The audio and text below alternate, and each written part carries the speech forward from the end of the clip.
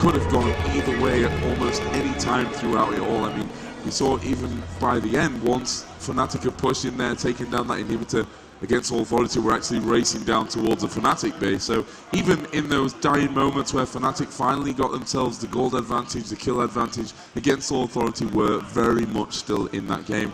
But Fnatic are going to win 2-0. Once again, I successfully curse another team, this time not quite with the right scoreline, but it's some ability that I've managed to build myself. So can you quickly curse a AAA to get to win the lower bracket so we can have a US-EU final?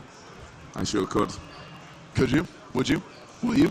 No, we'll see about that later on, because obviously All-American final is coming up next, so we're definitely going to have, against All Authority, down in that low bracket final, they will be taking on, obviously, the winner of the American game. If you're not familiar with the bracket system, over on the League of Legends Season 1 Championship website, I do believe the brackets are there, and you can study them carefully and figure out what's going on. S1.leagueoflegends.com. You'll see all the coverage there. We have videos on demand of the previous matches from yesterday and the day before. We have match write-ups, we have brackets, we have all sorts of wonderful content on that site. Head over there. If you're already on the stream and you haven't really seen all the coverage, you'd head there and find the matches you might have missed so far in case you're out on the weekend or what have you. But we are here in the day 3, the final day of this match, and super awesome stuff going on. Fnatic securing themselves top 2. The Grand Finals are going to have one European team, so you know, all the Swedish fans, all the European fans in general, going to be happy about that one. Yeah, and the great thing is, with the double elimination system, when you win that upper bracket, you have a very comfortable position in the grand final, because the team coming from the low bracket cannot afford to drop a single game. As we saw a little bit earlier on in the tournament with the relegation games, it is a weighted best of 3, so the upper bracket team will have a 1-match advantage. And the way that Fnatic have been playing, you know, yesterday and today, they're just not losing maps. They're not losing single games anywhere, it seems, across the board. They're just super solid. Even the close ones, yeah. So they're moving on right there. So they are one of the top 2 teams. They have to win one and only one game in the grand finals, which will be midnight tonight in Sweden, 3 p.m. East, 3 p.m. West Coast, 6 p.m. East Coast. So the next match will be going on at 4 o'clock here in Sweden. That is going to be in about 38 minutes, if my eyes don't deceive my computer clock, deceive me there. So 30 minutes until the next game actually starts. We might have some coverage a little bit before that, but that will be when that game will happen. In the meantime, let's just talk about that game some more. That was a crazy close game. Another 50-minute game right there. We saw one of those yesterday in a AAA TSM, but we got another 50-minute game in this one. And I really thought AAA had it. I really did. Yeah, me too. It was so close the whole time, but everything was pointing towards AAA edging that one out. You know, they had that slight kill advantage. The gold advantage at some point was, I think, around about 5, 6K. Fnatic then managed to turn it around and had an 8K advantage at one point. So it was one of those games that, for me, are the most exciting games to see, where you can't actually call really who's ahead. Aside from looking at the gold and the kills, you know, which is always a good indication of who's ahead, but when you watch the match, something tells you that there's no real advantage for either team, and that's what we saw yesterday with TSM against All Authority in the second game, and also here in this second game. The first game of today, I don't think we really need to talk about too much. You know, everyone saw that Fnatic were just dominant through it. This one, however, you know, just a classic game of League of Legends, and that's what makes, you know, 215,000 people watch the stream. Darn right. That game was super crazy good. I'm looking over at the scoreboard. Yellowstar, the only one to break 300 minions with 362. Went double Bloodthirster in that game, in addition to his Trinity Force and his Banshee Veil. Even got a Heart of Gold in that game, I think, to build some armor for himself. Try to stop that Jarvan. Was going to start with a Heart of Gold, probably build into a Randuin's Omen later on. It's a great item to pick up if you need durability. Look over at Cyanide FI, who seemed to be, he really didn't get all the glory. He seemed to really be the star player for that game. 3 kills, 22 assists.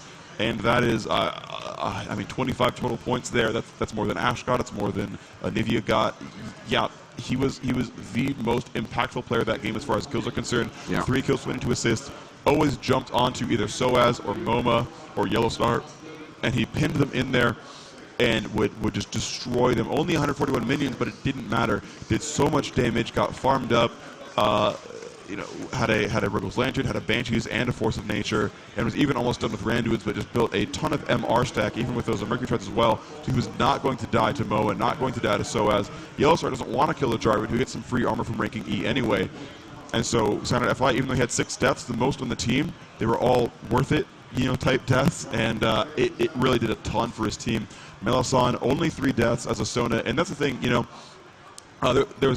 there's a thread on the forums about what you learn from these games, and it's don't die as support because you're not very durable. You can play defensively and do well, even if you're not in the middle. But we are ready for some interviews after the game, so we're going to ship that one over to them.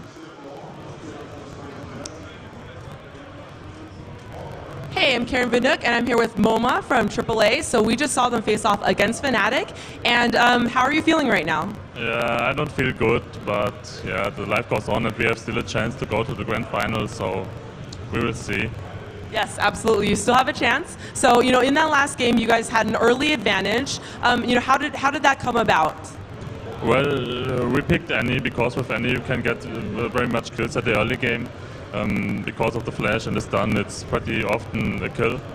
Yeah, and I don't know what to say else. It was about Annie, yeah, and Yellowstar had a good farm on bot lane, so yeah, that's it. Now, Fnatic obviously is very well known for timing those Baron and Dragon spawns like precisely to the second. So for you guys, you went after Baron. What went wrong there? I don't know. So it was so useless. We lost the game at the Barons. The first one we lost, and we shouldn't rush the Nasher. We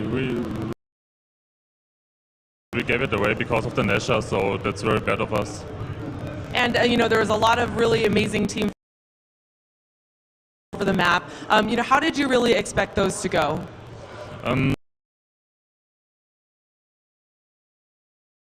But one time we failed that team fight very hard. One is that we initiate with any I flash in with Karthus and do so much damage as possible, die in the team fight and do still my damage and press my ultimate. But somehow it didn't work out for me because all the walls from Nivea and the poke from Malzahar, and I went pretty often very low and I couldn't do so much what I wanted to do. Right, well, we've seen a lot of great plays from you all so far, so we know you have a lot to offer. You guys have another chance at the Grand Finals coming up later today, so best of luck to you. We know you guys will be great, and I'm going to hand it over to Andrew, who's with Team Fnatic. Thanks, Karen. Hey, everyone, it's Andrew, and I'm here with the one and the only Suchet, who is very happy after the great game that you guys just played. How does it feel to almost be eliminated on the first day and then come back and be one of the 2 teams in the finals? It feels awesome, but yeah, when Pekka actually came here, we felt so much power. And the one thing, I think the lucky charm is my hair, because the first day I had my hair tied in a ponytail, and yesterday and today I had it loose, and yeah, we won everything so far. Awesome. Well, they were able to kind of take you out of the Gragas and the All-Star game with the picks and bans, but then you came up with the Nivea. Was it hard for you to adapt, or was that pretty easy? Well, I played some Anivia, obviously not that much like Gragas and Alistar because they're my favorite champions, but we played some games with them and the team react really nice. Like if I say, okay, I'm gonna wall now, team is ready. Like for example, that wall at the Drake when I separated 2 of them in us and 3 of them behind, that they had to split. Or at the Baron when I walled them inside so they couldn't come on us. Because Anivia is a very good pick against Annie, because Annie needs to come close to make her burst, and Anivia is perfect to just keep her away. So I think that's one pick that won us fight. Okay, now one of the things that was really impressive to all of us was that your team was able to react so well to the walls that you were throwing up. Do you guys practice with Anivia a lot, or was that just something that was just very natural for you guys? As I said, we don't practice that much with Anivia, maybe 5-10 games per month, something like that. But it just works well. We are just synergized, really. Yeah, it's the team. Well, it didn't show. Everything was very flawless, so good job to you. One of my last questions that I have for you, what happens if they go into the bans in the finals and they eliminate Olivia? Now what? Well, I shouldn't tell you, yeah, but like I said, the interview before to Karen, I have 8 champions prepared for the DreamHack, so... It's just between us. I mean, no one else is going to know. I'm just kidding. So I don't know if you know this or not, but over the last game, you now have a fan club in the North American forums. There's a bunch of threads all about Suchet, and there's a fan club. How does that make you feel to have that recognition in the U.S. as well as Europe? It feels awesome, man. Awesome. Do you have anything you want to say to the fans in the North American forums? Of course, thank you for the support, and I hope you enjoyed our games. And yeah, that's all, I think. Awesome. Well, thank you so much. All right, we got more to come. Stay tuned. Back to you guys.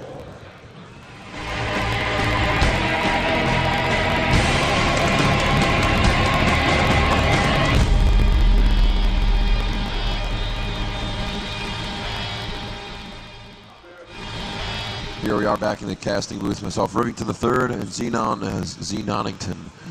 The casting The Yeti. casting Yeti, yes, coming at you with an amazing game. Wow. Already TSM versus That was- Epic Gaming, the brothers that go Yeah. head to head. You know, they did a great job, and we heard TSM saying they have a little bit of trouble finishing games. And we'll have to see if that comes into play a little bit later within the matchups that they have against these, you know, the teams that have made themselves apparent that they are top caliber teams. All of your team here is a top caliber team, but able to stay in the winners bracket and able to keep themselves afloat without having really any demotivation of the lowers bracket and having to crawl out of that. But still, the motivation of doing that itself really gives you a good charge and a good adrenaline boost. TSM So to come out stronger. Yeah, but they absolutely do have a problem finishing games. We saw that against Yes. AAA. I mean, that's why they went for the base race, because they did not feel confident that they could finish the game normally. Second time, they waited too long. It just, it dragged out too long. And actually, before we talk about any of that, can we please cut over to the telecaster? And we're going to talk a little bit about the game that we just saw. Yes, beautiful. So, first of all, I want to talk about the dragon fight, what actually happened here. This was quite amazing. Amumu was down here, and he was getting ganked. He was actually getting caught by the enemy team. And instead of running, which would be the normal escape path for him, he's like, no, I'm Amumu. I'm going to bandage toss in here, and I am just going to go ahead and ulti this entire area. At this point, his entire team was still, I don't know, not sure, somewhere like in this area. Yes. So they were not Down there. a little more breath, but yes, exactly. You're just probably. not ready Right for here. that to happen. Exactly. So that didn't look like a good engagement. It was like, what is he doing? What is this? But it turned into a great fight Yep. as soon as I believe Misfortune was, Misfortune came in through the river like this, able to do damage from behind. Then the most interesting thing happened, and that's why I want to talk about this fight real quick. Reggie ported in somewhere around here. I didn't see it exactly, and he did the exact right thing. He jumped on Misfortune right away. Yep. Misfortune actually doing too much damage for him, as the team fight just generally moved up into this area, into their main area here in the mid lane. And at this point, Misfortune and Reggie were chasing each other up through the bushes. I think actually. Yeah, Westrice was doing a good job. And yeah, absolutely. Westrice almost had him. It was, I think, it was Yes, below so 100 health, close. especially with the proc of the bleeding. But the problem is, at this point, they need the sustained damage output from Misfortune, and that team fight that we saw here actually happened. The 4v4 that happened here turned really strong in TSM's favor, because that Westrice was just not there, and Reggie was almost dead. He manages to flee this way, and at that point, his team was done with Epic, and they're here, right? And at this point, Misfortune's like, I almost got you. She comes out, he's like, oh, that's 5 guys. That wasn't so good. I better turn around. And then she just ran and died here. But this is very important. Sometimes you can chase down an important character for the enemy team, but always consider, if you chase down a character, that means that enemy is not going to be in the fight, but I am also not going to be in the fight. Exactly. Which team is going to be hurt more by that? In that case, it was clearly Epic being hurt. But now I want to talk about this because, God, I love that Dyrus. I love that Singed playing Dyrus. Yes. That was just, it was Singed beautiful. playing Dyrus. Dyrus playing Singed. No, Singed playing Dyrus. Remember? Oh, yeah, that's remember? right. That's right. There you Yes, go. indeed. So what happened Well here? played, That was sir. Yes, there was I think it was actually the Rain Man who came through here and Yes. started Timo an was up attack. in that position. Yes. So Reggie was like, oh yeah, I'm going to teleport in and I'm going to totally turn that fight around for us. And he teleported in up there. He started doing massive amounts of damage. But then there was like, you teleport, I have a teleport here too. He teleported to the minion roughly here. At that time, the main fight was here. But Reggie's still standing somewhere there. And all of a sudden, what happens is Dyrus goes straight for Reggie. And Reggie had good AP burst, but at that point Dyrus had a Force of Nature already, Yeah. so he's just not going to care. Force of Nature, he has his ulti, and the two of them started doing the dance here. Reggie totally taken out of the fight for this one. His team losing the fight. pretty handily down there. Oh, that wasn't supposed to be an arrow, but you get the idea. And Dyrus taking down Reggie 1v1 actually here. Also in And- bot lane, he had a situation as Yes, such too. So pretty much exactly the going same 2 for thing. 2 on those. Yeah, so you cannot really 1v1 Singed as Twisted Fate. That's what we learned. And final situation. This is something that I unfortunately missed, steering the camera. There was a very nice team fight here that I was paying attention to. Again, not me to this one. There we go. It's a very nice team fight here that I was paying attention to. At the same time, Reggie, where was he potting in? There, It's maybe? very, very close. He was Yes. trying to go for that end kill, but Yes. And a little too close for comfort. exactly, he was just making his way over there and trying to dodge the attack. He stepped into the fountain. Laser pew-pews. There are no lasers in League of Legends. There are no lasers in League of Legends, but a sudden bright light that also hurt a lot. Hit him there. Beautiful, beautiful play from both teams. I'm just going to cut back to the scoreboard for just 1 second here. As we can see that Reggie, he had the power to backdoor with the Lich Bane and with the Rabbit and Staff Cap. Wasn't really using that. We see, no, he did destroy four buildings, but it was never really a backdoor. And Drainman just had to carry him, and he did it so beautifully. I saw the team scrimming earlier in the day, and I was talking to Raymond and was like, dude, how are you going to see your team? He's like, nah. So I got totally baited there. Also, double lift. You promised me a blitzcrank. What was the Rayman's pick before he went back to Teemo again? Jarvan. Yes. Completely straightforward, expected pick.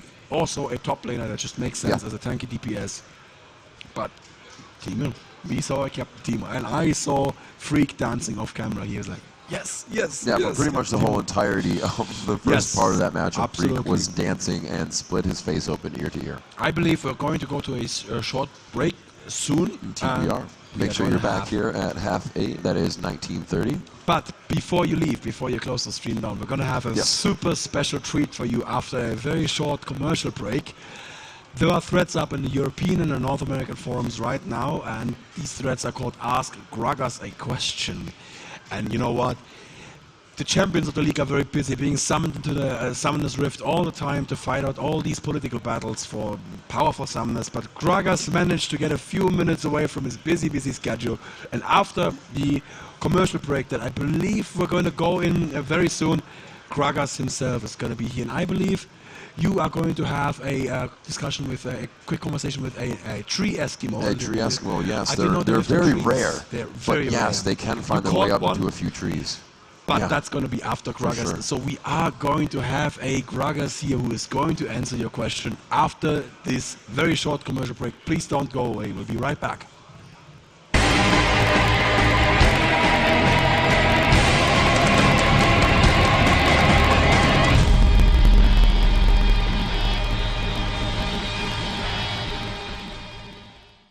Hi, I'm Nikasor, and I'm here with Linda, whose summoner name is Piet Cold, and she made this amazing Katarina art for us. Show it off.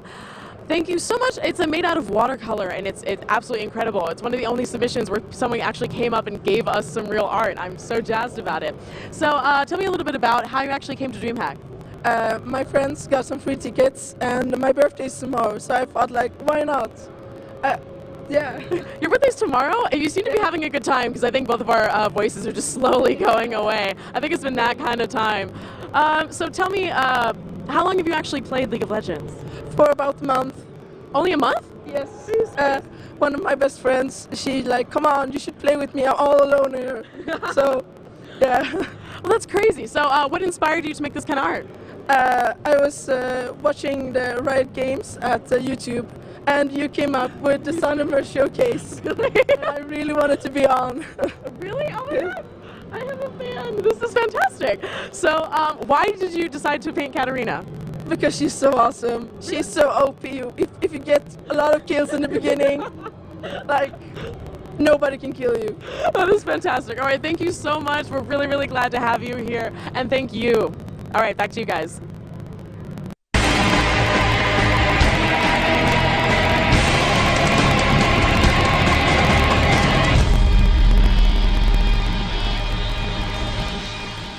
Do you see this one? Do you see this man right next to me? First of all, let's get one thing out of the way right away. He is not actually my son. No.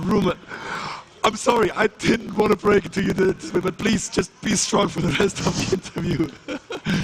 We love you the same, even though you've been slightly adopted and I never met you before. I hate you. No, I know. I heart you. Okay, Well, in that I will case- forgive you. Yes. All yes, right. Okay. So you are actually Gragas, we heard. Yeah. Yep. So there is a couple of people who have questions for Gragas. For instance, what is your favorite drink to put into a barrel? My own homemade Oh. kukuówka. You Okay. take the kukuówka sweets into a water, you dissolve them, Okay. and then you add spiritus. You mix that. Spiritus. Is that usually used for cleaning? No, it's meant for drinking. Okay.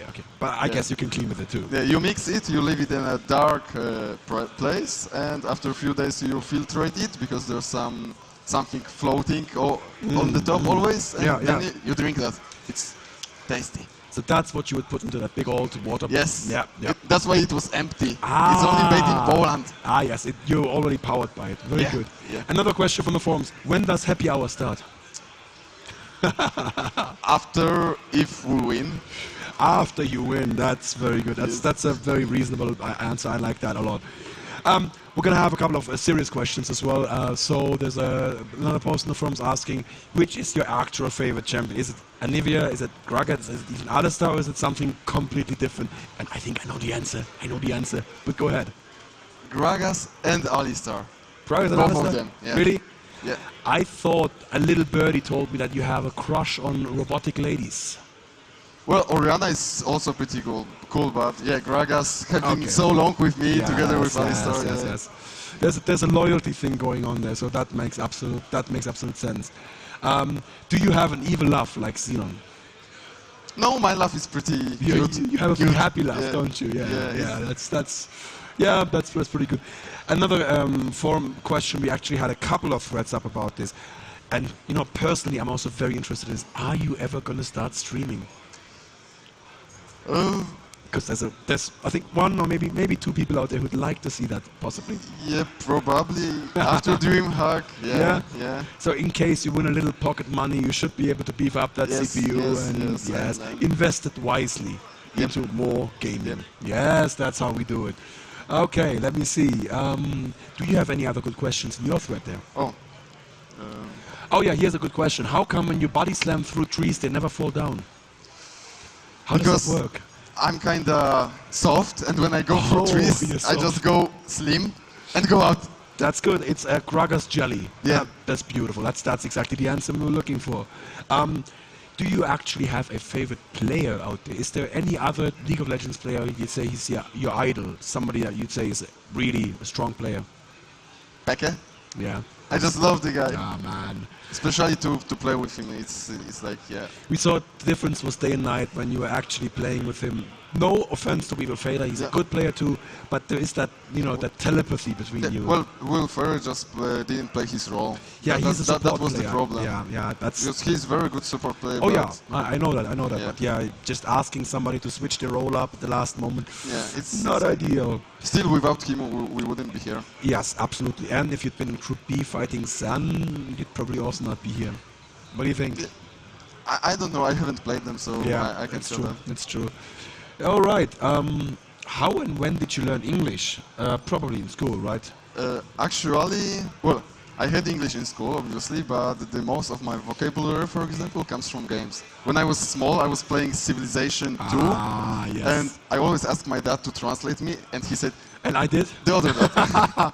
You have a dad besides me. So, Yes. so this is very, very shocking to me as well right now. And he said, no, you need to take vocabulary and translate that yourself. And Okay.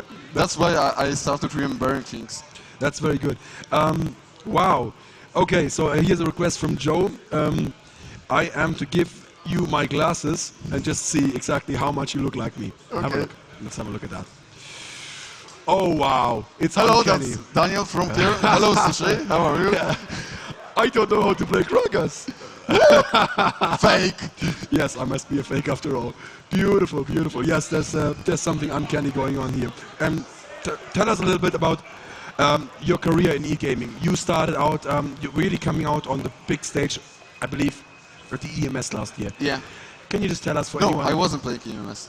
You were not playing EMS? No, because that time I was still in the old SK team. Oh, yes, it's the one that got dissolved. Yeah, at the we time. had some issues and okay. we actually forfeited second round. I think. see. When was it that you introduced your AP Alistair to the scene? That was to the scene. First time was at the CLG showdown tournament. Yes, I remember that. Together with my Timo. That was the quadra kill show tournament. Yeah. Oh man, Yeah. Lichbane Timo, right? Yep. I plugged it in the stream. Is it Rabadon Lichbane or just straight Lichbane? Rabadon, Lichbane, because the Lichbane doing like first, you don't have. Yeah, you don't have the AP. It doesn't give you It's the 80 match. AP, Yeah. so yeah, you might as well Yep. just build a shield. Yeah, but Rabadon Lichbane, amazing backdooring, but also nobody expects that burst from Yep. Timo. And the shrooms. What's the best Timo skin? Let's just get it over with. Easter Bunny. Yes, yes, very nice Easter eggs. Okay, let's have a quick look and see if there's any more good questions here in the forums. Ornament asks, "Marry me." I don't think I'm going to allow that as your father. Please, Can don't you just repeat the question? marry me. Depends. Oh, he is open to the suggestion, Ornament. So, you may be able to actually do that. Do you have a girlfriend? Let's not go there. This is no. I'm not. No, okay. I'm not going to go into that at all. Anything else that you like in your thread there? Maybe this. All right, go ahead. What made you experiment with characters that weren't so often used? For instance, Gragas or AP Alistair. Were you worried at all about not doing so well with these off-standard builds? No, because I actually like to do something that people doesn't like. Do something original because it's fun. Like Yeah. they go, oh, it's AP Gragas. Hey, he gonna suck. Oh my God, this burst. what is it? Yeah. Yeah. So that's obviously you're known now for making AP builds, and you promised me something once that you didn't deliver on yet. I have yet to see a pure AP karma from you in tournament play. Why isn't it working? She kinda compared to other APs. She lacks the CC, which is kinda hard to. Yeah, I understand. What kind of music do you listen to? With the long hair, the suggestion is obvious, but let's just go ahead. Rock, like AC/DC, of course, punk, classical music, film music, metal. Good. Yeah. Yeah, I do approve. I even play on drums, but not very well. On drums, yes, you Yes, do. Yeah. yes. Didn't you tell me you played in a jazz band or In rock and roll band, like rock and roll AC/DC. band? Okay, but Yeah. it's at a bar that's known for its jazz, Yeah. isn't it? El Jazz. No. Not? We didn't play there. Oh, We- you didn't play in El yeah. Jazz yet. Okay, all right. I had to hold the band practice because of this DreamHack. Well, that's probably good prioritization there. If XPK had prioritized like that and said, I don't need to go and write my exam, I can fly early on Friday, then he would have just breezed through this. Well, the issue here was probably his mother. My mother wouldn't let me skip exam either. Yes, I see. Okay, so one last question from me then. What's your prediction for the grand finals? First of all, who are you going to be up against, AAA or TSM?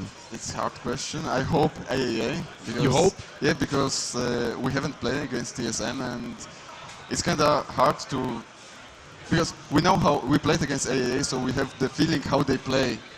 We just feel it how they play. And against TSM, it would be like huge unknown. It would be the same for them, of course, but... Right.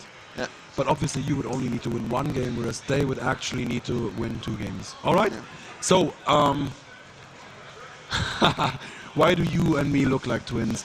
And that, dear viewers, is a mystery we are not going to explore ever. Yeah. Thank you very much for your time here on stage, Thanks Kragas. also. Thanks very much also for that cosplay. That was epic.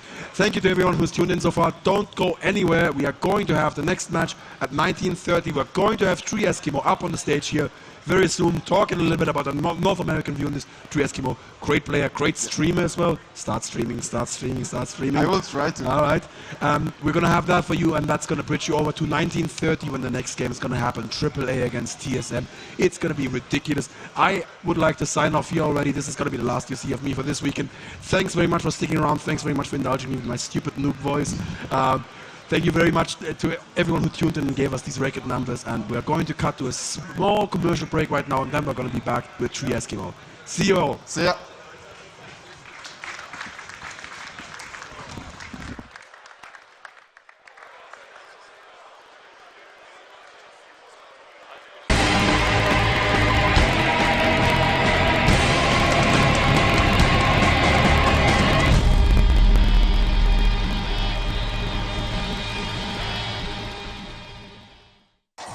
DreamHack is here and our live coverage has begun. Over the course of the event, you can visit the Season 1 Championship website for lots of exciting updates, including matches streamed live with professional commentary, pre- and post-game interviews with the competitors, tournament brackets that update as games finish, photos from the show floor, and much, much more. So head on over to the event site and learn more about the League of Legends Season 1 Championship at DreamHack.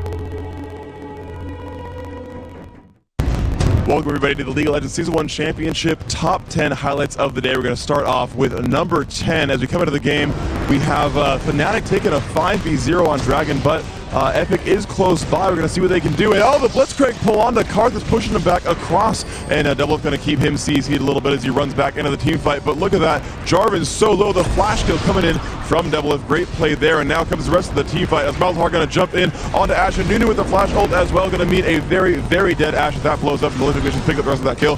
Double getting separately though. Going to keep chasing onto Xuxe. Unfortunately though, he will flash across the wall and the hook will miss. But Vayne putting out tons of damage, picking up more kills and more kills as they push down across the map, picking up everything. The Karth will in fact miss, not pick up a single kill, and that's a 2v0 basically win right there. Great play by Epic. So number 9, we come into the game, and Vladimir is going to be squaring off against Rumble. Both players quite low on health. Mima coming in from the side, trying to pick up on Vladimir, but can't get it. And there comes the Vladimir ultimate, jumping in, hits one transfusion, and here comes Rumble going to drop the ultimate down, but another transfusion, and the blood pool comes down. Completely juking all the damage, comes out completely safely. Great job there by Vlad. Number 8 comes on, and here we have a team fight up by this turret, and it looks pretty good for Team Solomid so far, and here comes the battle. They're going to jump in there. The fear will not come in, and it's Malzahar dropping the ultimate onto Zillion, but it won't be enough damage, and now Jarvan in the front, pinned to the wall by Janna, but it's okay. He's going to jump right away onto Malzahar, picking up Malzahar pretty easily, and then immediately on as he moves on and picks up Corki. And that's going to be 2 kills right off the bat. Janna going down to an ignite, and now can anyone else get away? Super low on the hit points, but the Zillion ult is going to keep Narthan from being afraid. He's going to go ahead and jump on, picking up that kill as Chaos on the Nunu. That's going to be a 4 versus 0 kill score right there. Number 7, the team fight will start. A summoner teleport, the flash, and the damage out, but this looks so bad for KX. Malzahar comes in as well. He's going to drop from full to dead with wonderful coordination, and Nocturne showing up a little bit too late, and nothing's going to happen there. Number 6, Clip and Wart coming in the middle of the map, hitting the turret, fighting against Taric and Nocturne, chasing Jarvan back into his own turret. He's going to walk back out of range. He's got that Frozen Heart. They're giving him a ton of armor. Going to keep lasting these minions, but he sees Taric trying to recall back. He says, no, I don't really want you to do that. He's going to walk actually through the turret, take a stun, but doesn't really care. He's getting, he's losing some health, but he's got so much armor. Health coming in. He wants to go once more as he's watching the dragon go down. He's going to go ahead and just harass again in the middle of the lane, and again Taric will lose that recall. The stun and the fear comes out, and it just still does not matter for Warwick, who just be fine. Walk away from a 1v3 on number 5, and here is the team fight at Baron, and this is going very, very well for them. But Clairvoyance goes down. There's the Ashe and the Flash, and here they go. Going to find Janna across the map. Giant crits coming out, and that is a dead Janna and a free Baron. Into number 4, and here comes Annie waiting in the wings to jump down onto Sona and Ashe for against all authority. And there comes the Tabers. There comes the Cynic. And that is a completely dead Ashe right there. And actually, Annie, calculating the damage she will take from that turret, walking away safely, even last hitting a minion on her way out. Number 3, Clip comes in. There we go, some harassment coming off. Looks like they're going to push back and forth against each other. And, oh, here it comes. Team Solomid pushing up towards the top. And AAA actually deciding to leave that to them. And they're going to run towards the middle of the map. And yes, TSM is in fact going to engage with a base race against the Authority. Now, TSM does have to kill through a turret right there, but they have a giant wave of minions. AAA going to just fight against a Baron inhibitor, but the turret will go down first, and they are now both facing that inhibitor with nothing to defend them. Looks like TSM will pick that one up basically at the exact same time. Kusha coming in there, but here comes the Alistar, who's going to flash into range, using that ultimate to take out and get some extra damage up. But they are ahead right there. They're the first one to kill the turret. They're the first to kill the second. secondary, and then now they're on to the Nexus right now, and they're just ahead by about half a Nexus health, and yes, TSM will win game 1 with a complete base race right there. A wonderful job by them. And you see just the looks of relief and just amazement on their faces.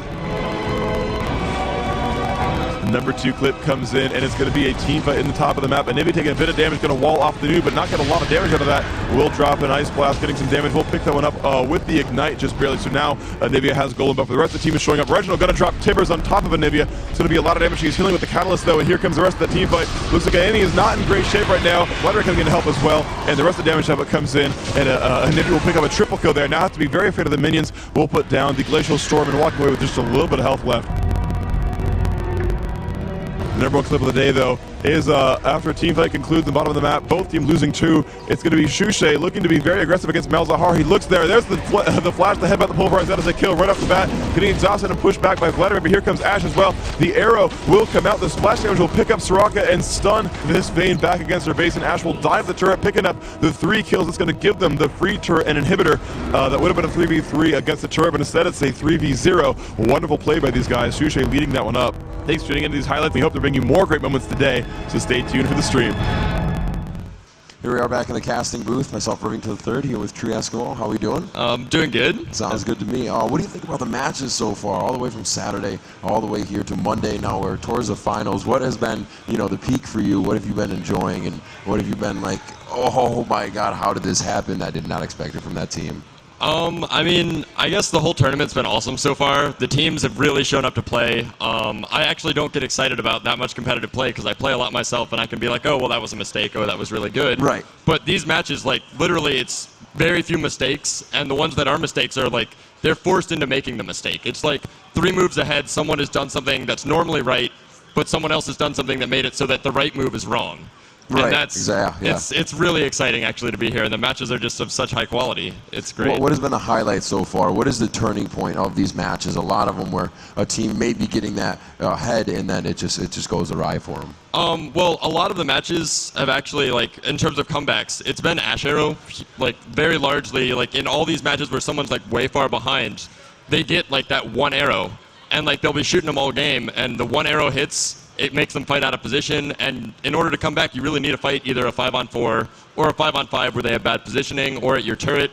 And I mean, these teams, they aren't going to fight at the turret. They aren't going to get out of position by themselves. Right. So you need some way to force that to happen, and Ash Arrow's been all the way through the tournament causing that to happen. The picks and bans, any of them that have shocked you or just been totally out of place? I mean, I know Shushay has been getting bans targeted at him the whole entire time. How do you think about that? Yeah, I was actually really surprised to see Gragas used so much because I don't think he's used very much in the US meta. I guess I haven't been paying attention or whatever, but Shushay's getting these targeted Gragas bans. There are some targeted other bans that are just really surprising, and Gragas has been showing up to be extremely powerful.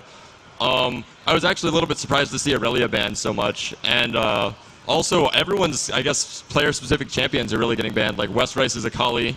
Was expecting to see Dyrus' Singed banned after those last couple games. Yeah, it almost gave him a really big problem there, and they were able to work around it and not allow Dyrus to really do too much damage after. I mean, he has had one of the highest creep scores in the game, as we saw in that last one. Something I want to touch on is, Daniel mentioned it a lot, Xenon, when we were going through the games, that, Rumble was being banned quite a bit. It was actually used in quite a few matches when allowed to. What's the deal with this? All right, well, actually, I was one of the early on people to notice on US servers that Rumble is really, really powerful. All of his AP ratios are extremely high. I'm like 70% win with him on US solo queue at, I don't know, 2200 elo or so. And just basically, Rumble gives you such lane dominance that in the solo lane, he can almost never lose, especially top. And then on top of that, he has a 1.5 AP ratio on his Q, which is a 6-second cooldown. So when you think about like players with ultimates, you look at Veigar's ultimate or Malzahar's ultimate or one of these really powerful casters, they have maybe a 1.5 AP ratio on a single target, long cooldown ultimate. And Rumble comes in with like this 6-second cooldown AoE that's like, oh yeah, 1.5 AP ratio. That's allowable, that's doable. Yeah, pretty good. What do you think about when West Rice went and chose Tristana, and they already had, I believe it was an MF on the team, the double AD. How do you feel about that? I actually think I might have missed that game. Was that the first game of West Rice? And yes. Yeah. So I missed that game, but double AD in general, it really depends. Did they end up picking up Taric? No. No, well, Tarek double was AD actually without Tarek. No, not in the game. That's a lot weaker than double AD with Tarek. Like, Tarek's ult is really powerful if you can get 2 ADs on the team. It just, the AoE damage that it adds to everyone, like, a lot of people don't even notice it, but with 2 ADs, it really stacks up. But without Tarek, that could definitely put you behind because armor stacking and health stacking is a lot easier than MR and health stacking. Yes. And ADs normally have to put out their damage over a longer period of time. Whereas when you stack like double caster or something, you can try and burst someone down like a key target because you can just throw all your spells right away. Right. So double caster is normally a lot stronger in the meta because that burst potential that the double AD really can't get. Now let's throw it over to Team Solo Mid. Do you think they were going to switch out Jarvan for Teemo? How did you feel about that? I had, I guess, some interesting mixed feelings about that. I know Rain Man's Teemo is actually very good. I've played a lot of Teemo. He's one of my most played champions. I thought he's actually really powerful. The control that he gets between mushrooms and blind. And it looks like they were trying to do some kind of split push comp with Teemo and TF. I actually talked a bit with the team. But that didn't really get to come to fruition because basically Singed is also really great at split pushing. And I guess Epic just had great control with the split pushing with Singed and the other 4 together. They basically held their advantage. They got an early advantage. And then, as I was saying before, that Ashe arrow. Giant arrow hits Janna. They did a big 4-on-5 right down fight. by the Wraiths. Yeah. I remember that. That was definitely not a good thing to have happen to them. How do you feel about the North American favorite, CLG, being out? Where did you see their faults within this tournament? I mean, CLG actually showed up and played pretty strong. A lot of the North American teams were coming to me and saying, I don't know how strong they're going to be. They might not be at their top form. CLG even said they didn't get as much practice as they would have liked or didn't practice. They played lots of solo queue games. But I expected probably things to end up kind of how they're ending up now. I thought North American might give a little bit better of a showing. I wasn't sure between CLG, Epic, and TSM who would be the top team coming out until I saw the qualifiers, and CLG didn't seem to show up as much to that as I thought they would originally. Largely, I guess, CLG just had some problems. They missed some crucial Sona ults in some games where I saw Sona flash in and just whiff an ult on everyone, and there were a couple other mechanical errors where I'm just like, well, you can't really do that and try and compete with the top teams in the world. Right. So we're going to have that AAA and solo mid matchup again. That's against All Authority. What do you think they're going to really do coming into this one? Any bans that you might think are going to come out right away? I'm actually not sure. I think that Ashe is going to be looked at more heavily between the teams because I've actually been trying to raise awareness to that, as with some other people. Like, Ashe has a huge winning record in the game, and I think, like, as a North American team supporter, because I'm from North American servers, I want to see our servers do well. Favoritism. Yeah, I know. So much favoritism. I mean, the Europe teams have showed up. They're winning right now, so they're playing much better. They are playing better. Yeah. But, I mean, as a support of that, I want to say, like, look at how powerful this Ashe is. Look at how Ashe has been doing in all these games. You guys need to respect the power of Ashe kind of thing. So I think it's such a utility she has. Even if she doesn't go instantly for that AD right in the beginning, she can still facilitate a bunch of team fights, and people just don't realize that. Yeah, and I mean, that's the thing. Like, in terms of an AD carry, she's not as strong as, say, the MF, the Tristana, the so on. She doesn't have the killing power. She doesn't have the, I can stay really far away and hit you. She doesn't have mobility. But she makes up for that with her one ultimate called Arrow that can completely change a game. Yeah, it's definitely awesome. Triaskimo, thanks for taking the time to spend us up here. I believe we do have an interview with the WCG Sweden team that just qualified here in Sweden. They were able to take it away. We're going to go ahead and throw that over to the tournament area and check that out. All right, thanks a lot. Thanks, guys. It was really good to see Triaskimo on camera. Don't you agree? Yeah, I love him. Awesome. Well, hey, we're here with the WCG qualifier winners, the team from Sweden going to WCG. What's your team name? What happened? Tell us a little bit about what's going on. All right, hello. Our team name is Jantelaget. It's a Swedish word, rather a play word, so it's going to be a bit tricky to explain in English, so we'll leave it at that. What does it mean? Well, it's a word, play on words, of course, of the public right of access. Ah, okay. Well, let's get a quick team introduction here. Obviously, you're down a member. I guess he's traveling already? Yeah. Okay. What's your name? My name is Martin Ek, or the nickname is Maka. Who's your favorite champion of choice right now? I guess it's TF, to be honest. Yeah. Hello, hi, I'm Rookie Eriksson, aka Somi, and I suppose my favorite one is Janna, probably. That's the one I feel most comfortable with, at least, yeah. And for you two, can you guys introduce yourselves and tell us who your favorite champion is?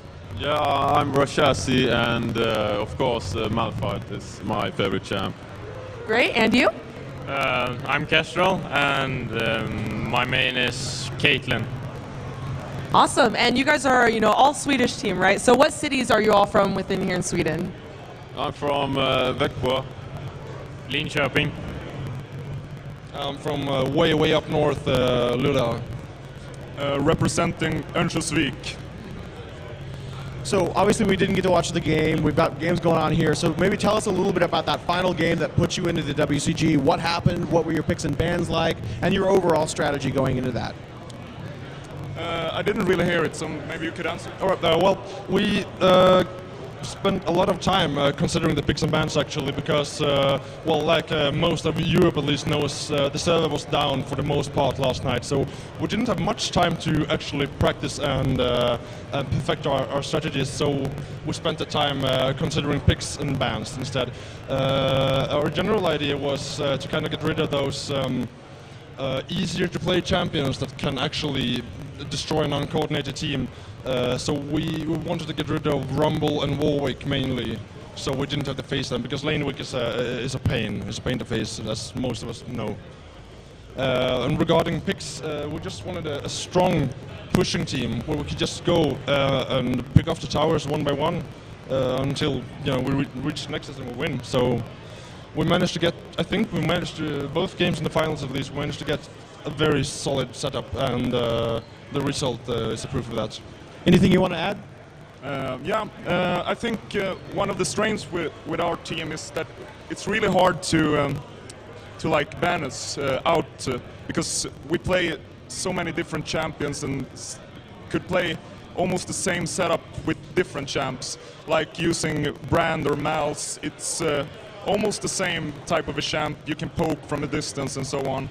So I think we have a good thing going. Awesome, okay. Now we're here on day 3 of the Season 1 Championships. Have you guys had a chance to get to watch the game so far? If so, you have seen, some of these teams are probably going to be your competitors at WCG. What are your thoughts so far on the competition? The competition is really hard. We will have a hard time in Korea for sure. I think I'm mostly going there to have fun. I don't think I can compete with other teams, to be honest, because they are really stable and really good. I don't know. I mean, I'm sure some of these teams may not have seen you play yet, so they'll be very surprised at what you do as well. So, it'll be great to see that type of matchup. And how about you? Any surprises here at, at DreamHack so far? Maybe that CLG lost and got whatever it's called out of the tournament so early. Yeah, that was a big surprise for us as well. All right, well, take a big look, world. This is your team from Sweden that will be representing in the WCG. You'll see them again. Get used to them. These are some of the faces you're going to be seeing later on this year. Kicking it on back to you guys.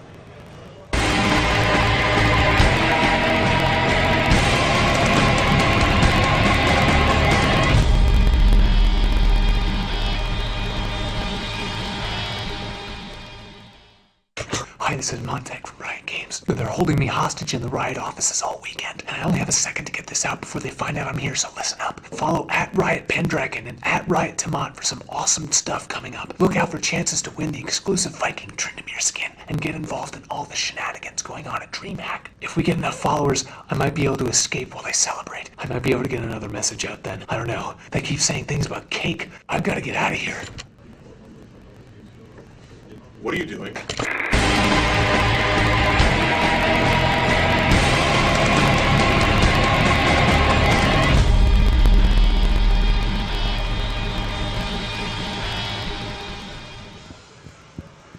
They picked Timo.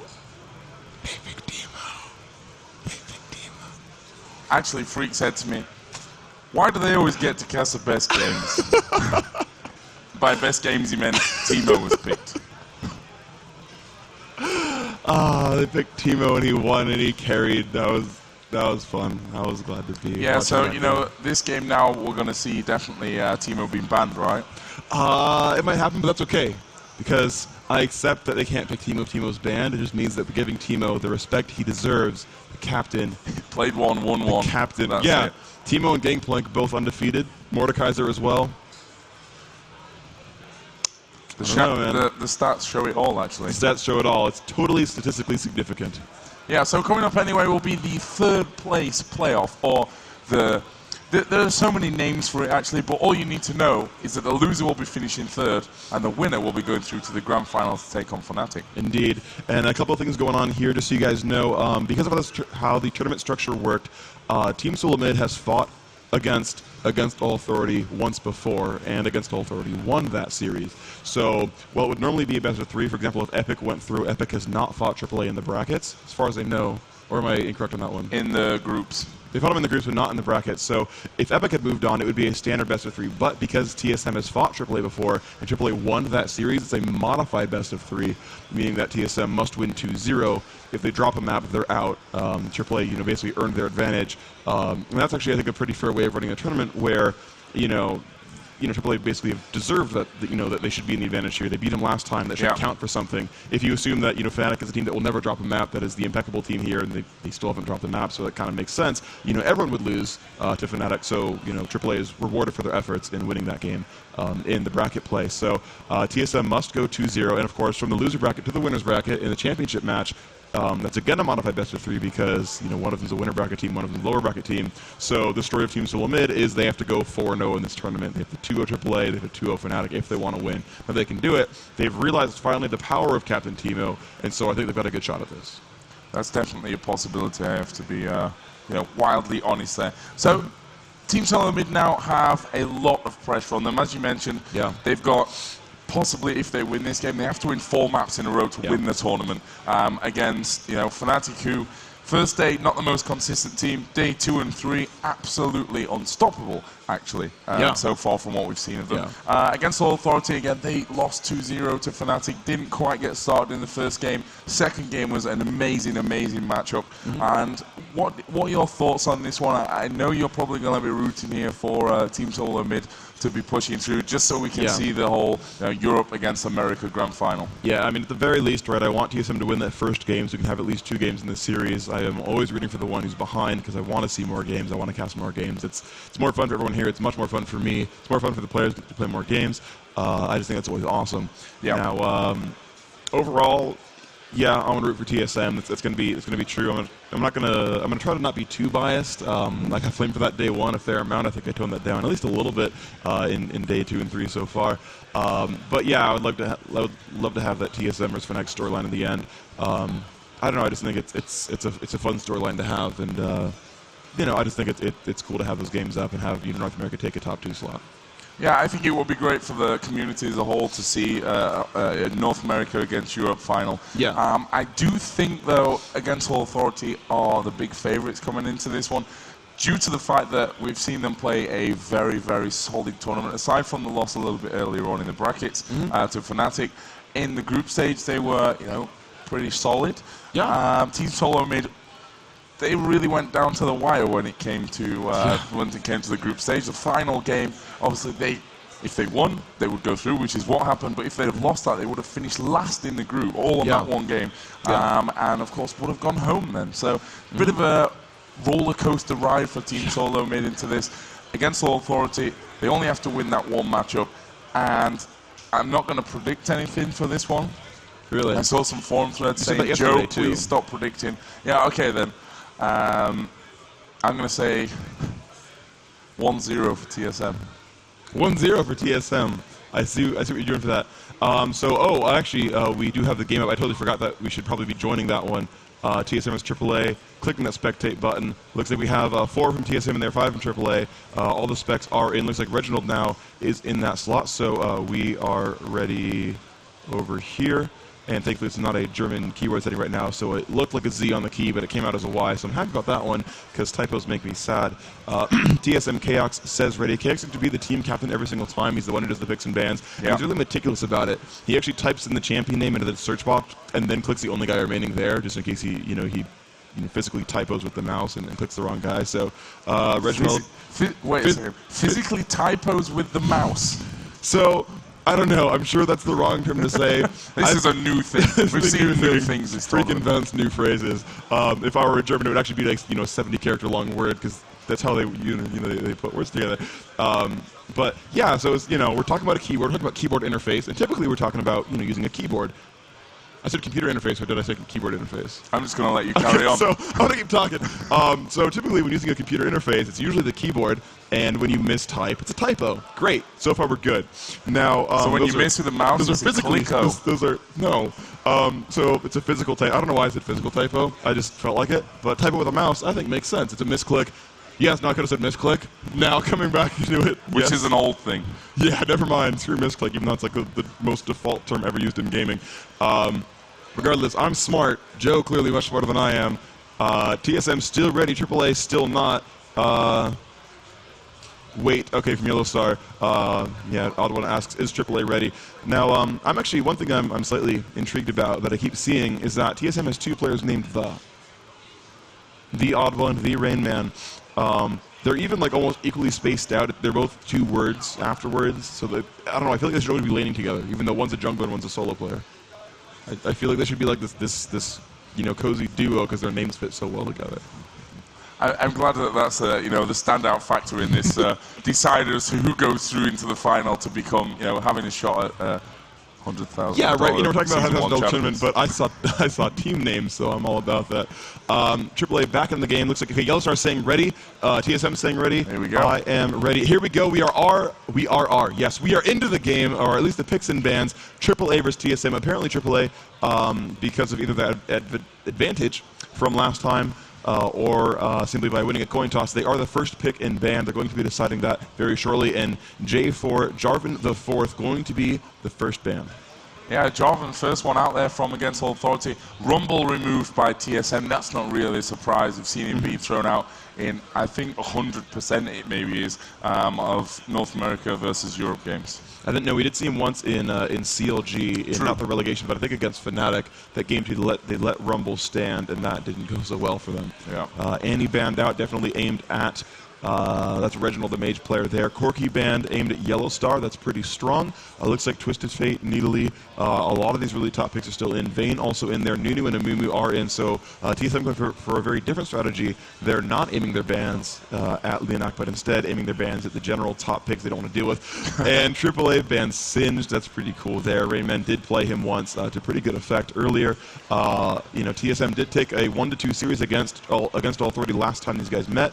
And the final ban is Vladimir, which I'm not sure is that really a champion that moment so I like to play? Not particularly, no. Okay, so that's a little bit of a strange ban with the instant pick onto Vayne. Yellow Star again locked in so far with Cleanse and Flash. He really is one of the few carries who runs Cleanse still. He seems to really be the most standout ranged AD player among this tournament. He's consistently been top minion kills, and he's almost always been running Cleanse. Now actually he is going Ghost and Flash. Maybe it's Cleanse with Corki. Special one. TSM, they're getting the fast Twisted Fate. They've left a lot of good champions in. They're going to grab TF. That's going to go onto Reginald. They're going to be happy about that one. And Special grabbing the Alistar as well, that cow being picked up. I'm a little bit surprised they're picking up that early because Alistar does not seem to be a champion that AAA has ever played. They're usually more about that Sona, Janna, Taric, those three for their support choice. And there's the Malzahar from Lianak, not too worried about that. A couple of great mages still in there, like Needly. They're going to grab Nunu, actually going to take a fast jungler out of there, so still not yet quite the Malzahar. Oh, there's the Malzahar on a Soaz right now. Could trade that with Momo. Karth is still in. A lot of great choices still available. This is honestly very, very open. There are not a lot of super high topic bans because of the Annie and Jarvan and Singed ban. Those are not the high, heavily contended champions there. So there's a lot of ridiculously good picks still in the pool. Yeah, and Lianak obviously getting Nunu, that'll be a great thing for him, his main champion. And that'll be one very happy Lianak coming into this one. The Odd One actually looking like they're going to go with Warwick as their next choice, pick number 3. Oh, wow. Yes, they locked in with Teemo. Okay, I already got my fanboy moment last time. Daniel Klein applauding in the audience. Thank you. The only one, by the way. The only one, by the way. That's fine. I really, really like TSM's lineup here. Aside from getting that Warwick pick, these are all champions that I know these players play a lot. Reginald loves that Twisted Fate, Rayman, Teemo obviously. Especially seems to be on Cow more than anything else when I see him play in tournaments. So TSM's really happy with their lineup. Yellow Star, I've not seen play Vayne many times though. He is such a mechanically strong player, and Vayne scales so well that he's going to be difficult to deal with. Scion, interesting.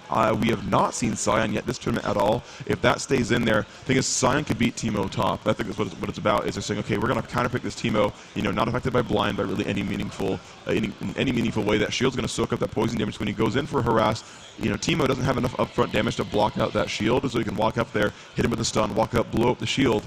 That's apparently the animation for blowing up a shield and enforcing Rain Man back. So that's going to be really, really powerful there. And Kuja picking up Janna, that last pick. All the supports were available aside, I guess, from Cow, and they're going for Janna as their big pick there. So Janna, Vayne bottom lane, Malzahar mid, Nunu in the jungle, and Scion up top. And they have a pretty good lineup because both Janna and Nunu can give really concentrated buffs to Vayne. And again, Vayne, a very hard skilling champion, is going to be really nice for her.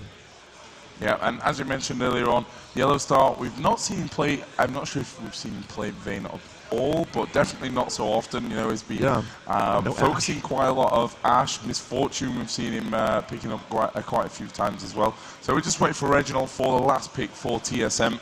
It's for Chaos, and with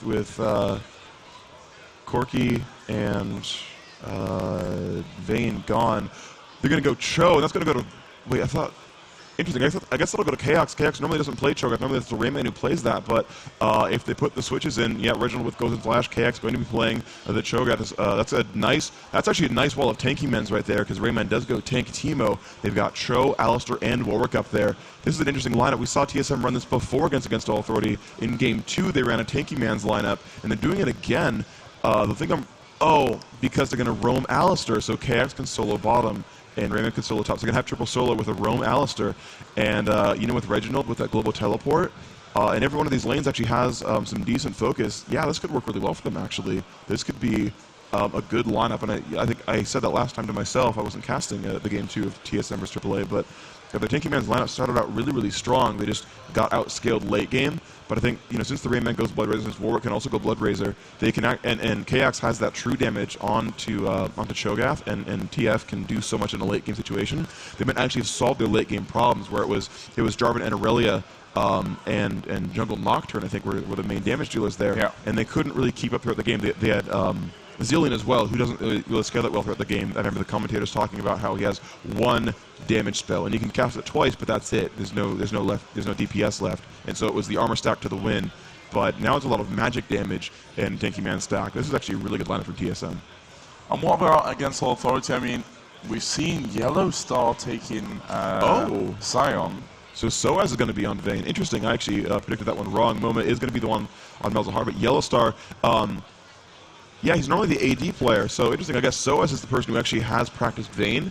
And so Yellow Star says, well, I know how to play Scion. It's cool. They sort of said to themselves, okay, who's going to be on Vayne? We're going to grab this one because I know TSM wants her.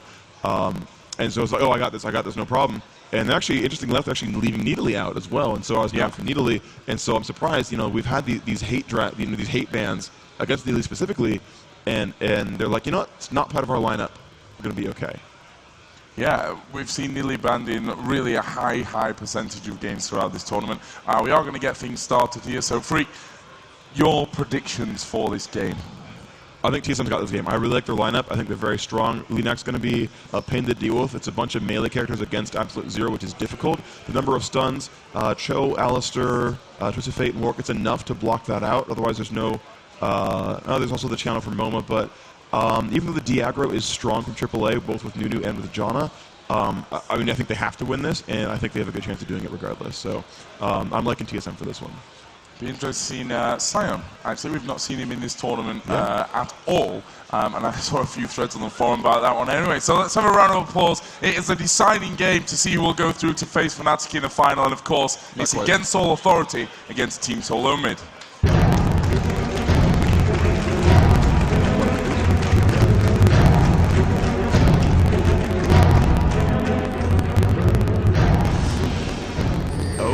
Everybody, welcome back. We are following Scion out of the base.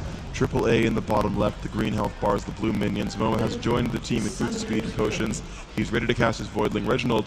And TSM constantly plays very aggressively in their early jungles. We saw them do a fair amount of good pain, almost getting first blood against Epic in that second game, I believe it was. I actually I've now forgotten between all the games. I think it was game 2, and look at that. Wow, they've already jumped in there, and Jana might just face check that brush. Will the Rupture land? Special can flash that wall and then to pulverize, so whoever decides to check that brush will get stunned good 2-3 times in a row.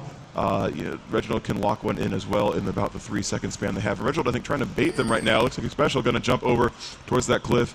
Kayak can also throw out a nice Rupture and do some work there. Reginald really trying to bait them. There's only 2 major crowd controls that can hit him, Lenac Snowball and Yellow Star Stun. Even though he might have gotten Shield first, probably not, but we check, and he's actually not learned to point anything, so for what that's worth, hasn't really aimed at anything just yet. TSM could take these Wraiths here. I'm surprised they're not going for anything. They have pinged back onto it. Looks like they will go back in. That seems like the smart idea. It should be free for them. The Clairvoyance goes down. Yes, they're going to go ahead and lock in that the red card, and Xpecial will stun, and there we go. These minions are going to drop down rather quickly. Xpecial getting a lot of nice air effect damage out there with... and Reginald going to last hit these few, going to get himself a nice amount of gold ahead, and it's really smart that they actually left one of the Wraiths there, because that means Nunu will not be able to do a lot there. Momo going to go ahead and pull those minions back. Yellowstar going to help with a shield, but yeah, there's only going to be one Wraith there, which is actually going to hurt Nunu's jungle pattern a little bit. And as they separate off the lanes, we're going to be seeing Teemo and Alistair going down bottom, obviously against Vayne and Jana. As I said before, up in the top lane is Sion against Cho'Gath. Yeah, that's going to be an interesting lane of champions who can pretty much sustain themselves quite well, who are champions that gain a lot of health over time. And they're pinging. They know that Nunu is coming for that buff. Looks like, yeah, Cho'Gath pulls back. And I think that Lenac was told that Cho pulled back, so that gank's not going to mean much. You see KX checking that brush, walking back into the lane, and yep, Nunu is going to head back down, realizing that he can't do too much out of this. Went Boots health potion and a ward, put that ward. And yeah, he's not going to be able to do the anti-jungle. That's pretty smart from TSM, knowing that timing. The odd one, a very powerful jungler, and so you can definitely count those times out. Soaz doing his best to put as much damage as he can onto Rainman down at the bottom. Try and keep that Teemo a little bit annoyed, keep him back, zone him out away from all that experience, which is so far working out quite nicely. And against All Authority are going to have a decent stack pushing up there. Up on the top lane, you can see that Yellow Star just annoying Chaos a little bit as well. Yeah, KX getting pushed back to his turret. Thankfully, he has gotten a point in Vorpal Strike, so he's going to be able to last hit pretty strongly. He's now going to spam these down with Rupture. Going to pick up a decent number of them. One more hit on the turret, he's going to take that one. So look at the minions, 14 versus 15 on Sign. That's not too bad. Warwick running around his jungle doing well. He is level 3. Nunu actually waiting in the wings to find Reginald. The only level 2, though, thanks to the early play by TSM, keeping Leonak from getting the full EXP from that Wraith camp. And it really did. That was the factor that kept Leonak from getting level 3. So Warwick very much out jungling him now. Going to go for the level 4 pickup. Yep, has picked up the Wraith.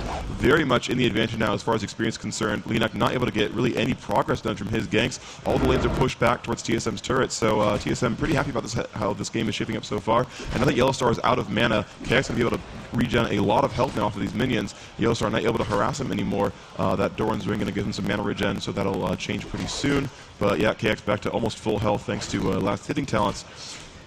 And let's see, action in the jungle. Yes, Leonak fighting against Warwick a little bit. And Oppa not even using a health potion to clear that. Leonak's still only level 2 and has just not jumped into the bottom half of that jungle.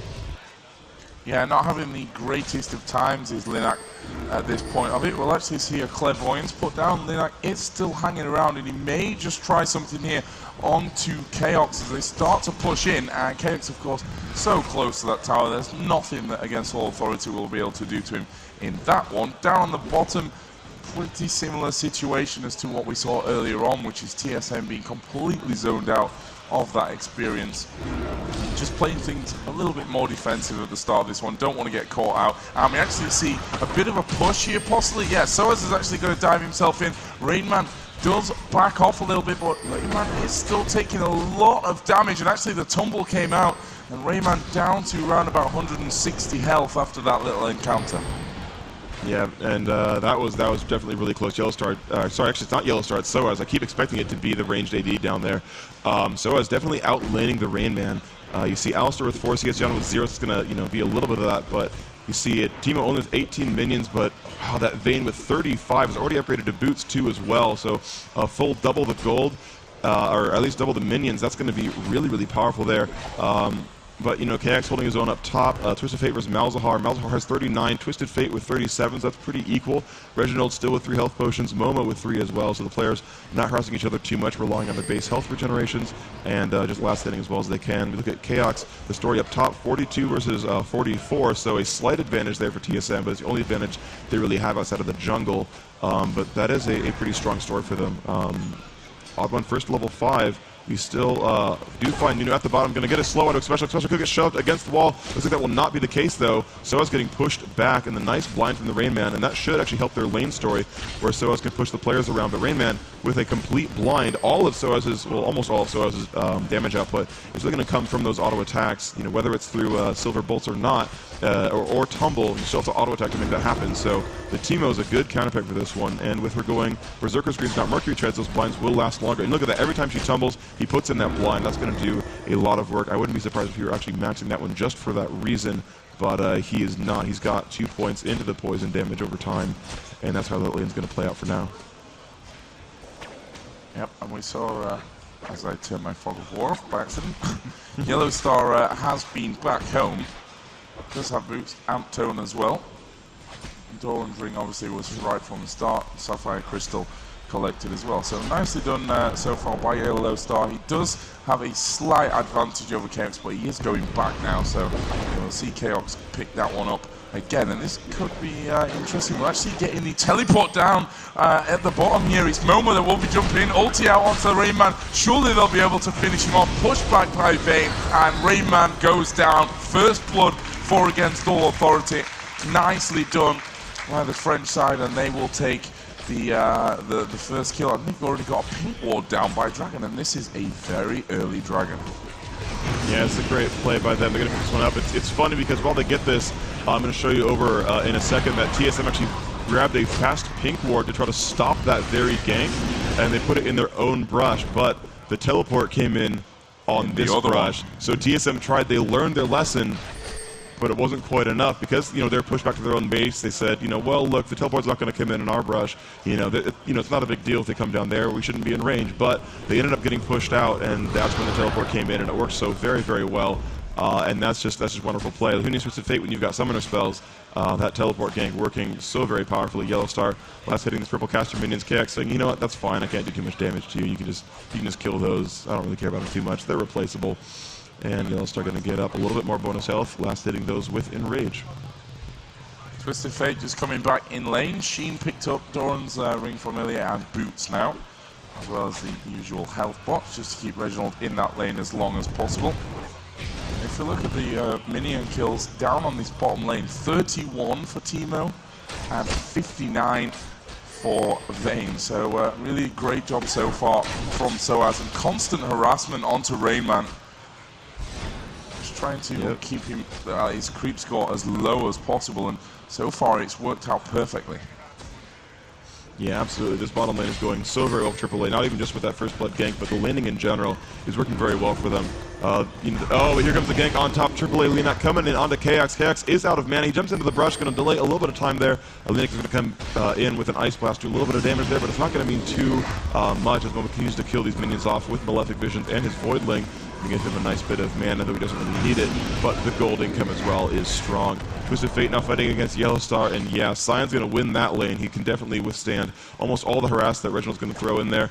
Looks like he might miss a few of these last hits thanks to the turret. No, he's actually timing these very well and picking all of them up for himself. Well played by Yellow Star, just watching for it. That's what it's going to do. Level 6 is here for both of these bottom lanes, though. Everyone's going to have their ultimates, except for Janna, actually. The odd one coming through with a ward. Of course, he does have that ultimate, so if they can get a pick onto Soaz or Kuja. Kuja is not level 6, so it's only going to be her Q that can break that ultimate, and they can maybe do something about this. Yeah, and they don't know the odd one is there. He spent a fair bit of time in that top bush, just waiting until they clear out that minion line so he can sneak over into the other one without being spotted. And the ward that was in that bush is now gone, so it's a free reign for the odd one. Against All Authority playing this one fairly standard as you could expect at this point in the game. Playing defensive, sticking to that turret. And we actually see the flash in from Special, and he's on the turret himself, which is obviously going to give him a lot of damage. Twisted Fate is going to come down as well. Kuja is going to struggle in this situation, but Soaz is focusing in now onto Reginald. Kuja did go down within all that. Special is super low as well, and we're seeing Linak try his best to get this one, and actually we're going to see Rainman go very low from that tower damage. In comes Sion, the kill comes out. Special is very low as well, and Yellow Star is starting to move his way over there. Let's see what he can pull off, and Special did manage to get around. Stun, of course, coming out as well. The blast comes in from Linak, but Special will get himself out of that fight without dying. Yeah, and the other one with the red buff is going to be able to slow Linak down a little bit, but he is new bot, and he's going to be okay. The end result there is 2 for 2. They did get the kill onto Vayne and Kuja. The other one did live. He was carrying an Oracles. That is very important, but both ranged ADs did die. The kills, though, both went to Teemo, and that is good. You want Teemo to get that gold. Nunu got both of them. That's Linak, so he'll get nice and tanky, and that's good. You know, Linak will get nice and durable there. He's going to get, you know, the 600-some gold from all those kills, but ultimately Teemo getting 600 gold from the kills, much more important. So while that did trade equally, I think it's an advantage there for TSM. We see the third Goran's blade just being picked up by Rainman. And over on the other side, Sion is actually looking very, very strong. Needlessly large rod already collected. Obviously, we saw him with the amplifying tone earlier on as well. The last time he went back. Down in bottom, we could see a bit more action here. So as tumbling into a fairly aggressive position there as well. And especially decided to get himself away. Obviously, the mushroom, or satellite dish as it actually is with this skin, into that top bush. So, nice bit of play from TSM. We'll see though how this one holds up. They are still 1 kill behind, and round about 1,200 gold as well. Yeah, the thing that we realize about the global gold here is that you know, basically, right now AAA is winning by about 1,000. They did get 1 more kill. That was a first blood kill. So that's worth about 600 gold if you include the assist right there. And they have 1 dragon to none. But if you count all the mini kills together, it's about 300 to 400. Multiply that by 2, and that's how much gold Twisted Fate's ultimate is giving his team. So he's keeping the gold closer than it would have been thanks to that passive. I think I said ultimate there on accident. And this could be dangerous. Oddman's going to clear out a ward. He puts down one of his own. Linak really wants to take over that golem. He has his own oracles. He's been clairvoyanced, and the Oddman knows what he's going for. So they're going to keep staying here. They're going to bait that out. Janna is near Nunu, and actually, I think they know when the dragon respawn is because he's staying really, really close to that. He's starting to plan a gank down here at bottom, and it looks like Warwick's going to be safe to pick this one up for himself. So he's going to get the golem buff. No big problems there. Linak not able to push into that. He's going to stand on a mushroom, but you know, it's Nunu, he can heal himself, say yummy afterwards. Not going to be too big of a problem. Up at top, we've got now Reginald against Momo, which is what we saw right at the start of the game until Momo went up there to take on Cho'Gath. They've now switched it all back up with TSM, and we see another pink ward being dropped by Chaos just into the bush there in the bottom river area. Down at bottom, Warwick is hanging around, the other one there just behind the turret. As we see a ping coming off onto Reginald. Yellow Star really wants to go in for this one. Moma just trying to bait him out that little bit, and I think they're going to go for a dive on this one. Here we go. Yellow Star will get the stun in. Can they get in on time? Yeah, there we see the suppression coming out, and Reginald is dead. It's Moma that picks up the kill. Nicely done from Against All Authority. That gives them back that 2-kill lead, and TSM are going to use this opportunity to get themselves a dragon. They need to be careful though. Linak is hanging around. Gianna will come up from the other side. Soaz is already there, and Soaz will of course be the focus of this attack. Soaz does go down very, very quickly, and Kuja will be the next one to follow if he's not careful. There's the flash out. We'll get back to the safety of his turret. Dragon, of course, wasn't taken down, so TSM will try for a second time to get that one. And the 3 mushrooms from Teemo will give them a bit of section as well. And they have 2 riggers, which is so incredibly powerful. They do get that dragon kill. Good job by them. They brought this game back to a looks like an 800 gold game, which is not much at all. Sadly for AAA, I don't think they had any awards in inventory. Actually, well, Jonah has 2, but she might have bought that after coming back. MoMA's teleport was up. I was checking for that, and so the right play when you get ganked by 2 people up top is to take Dragon, because you have the advantage there of an automatic 4v3. That said, when you have a champion with summon or teleport, you can turn that back into a 4v4 if you find a ward to teleport onto. Additionally, though, that could have been bad, as Reginald Ultimate was maybe up and turning that back into a 5v4, so the numbers game could have been all kinds of crazy, but I thought that if they had a ward that AAA could have stopped that, but the great jump in from TSM managed to pick up that kill onto Vayne, keeping her from farming for a couple more seconds, and getting some nice gold picked up on the Cho'Gath, which is, a guy that actually I think has more offensive potential than Nunu, and he's going to be a better place to get those kills on. Middle could be under siege here in a second. Linak headed more possibly into the jungle. Yeah, he's actually just going to ward up by the ramp into that jungle over on the TSM side. We'll see Cho'Gath portaling home. Down on the bottom, fairly even stuff once again. If you look at the minion kills, which a little bit earlier on Teemo was struggling behind, it's now 108 for Vayne and 90 for Teemo, so still a little bit behind, but it's not quite as bad as it possibly could have been at that earlier stage of the game. Yeah, and with those 17 minion kills on Alistar versus 5 on Jonah, they basically tied that one up. As far as the bottom lane net farm goes. And the thing I really like about TSM's lineup is that every one of their champions actually farms well with gold. Even the support there on Alistar, I mean, as you saw, the damage output though on KX is massive. Even with 119 magic resist, the total burst damage that Sion and Malzahar can put out is massive. And there comes Reginald going to jump down onto the bottom lane, and they have found Kuja, and Kuja not going to be happy about that one. Put the shield on herself, but that should be a kill. They do pick that one up, but now KX going to get jumped on potentially in a 1v3. The knob comes up, and yes, they pick up MoMA. The odd one coming in on that one. Yellowstar now getting slowed down by the Blizzard buff. KX should have a Rupture available soon that will land, but he will flash it instead. Great play there. They managed to kill Kuja, which means an Oracles is gone. 3v0 at the bottom turret. Wonderful play by TSM, bringing the advantage back to 400 gold down, which is pretty good. They've gotten a 5v4 now on the total champion kills, and now with that turret kill, are winning for the first time in this game by the only metric that's really not tied, and that's kills and gold. Great stuff from TSM to turn this one around, and Chaos obviously doing a great job there to turn that little attack around. And one thing I find very interesting that Yellowstar has done, and I've seen this actually a couple times from I think it might have been AAA specifically, but EU teams playing Sion, is the boots mobility Sion. Normally in North America you see them go Sorcerer Shoes. You go standard AP burst carry, where you go Fast Rabbidan's Death Cap, Void Staff usually right after, Sorcerer Shoes and all that. But the European style is like, no, you get a Fast Sheen and you get boots mobility. You're more of a ganker. You do burst damage with that Sheen, adding you about 100 damage on your combo. You get boots mobility to get different different lanes and get the damage in the combo. Yellowstar is going to go and face tank that turret. Will not take a Rupture most likely, but his damage output quite high. Stuns KX, shields out these minions, getting himself a lot of health. 1991 right there, rank 1 of Enrage, giving him 1 health per minion kill permanently. And at 179, that's a decent amount of health actually. KX, of course, his ultimate with Feast, every time he kills something with that, gains some health until he dies. So he's at the 2600 with almost no health items.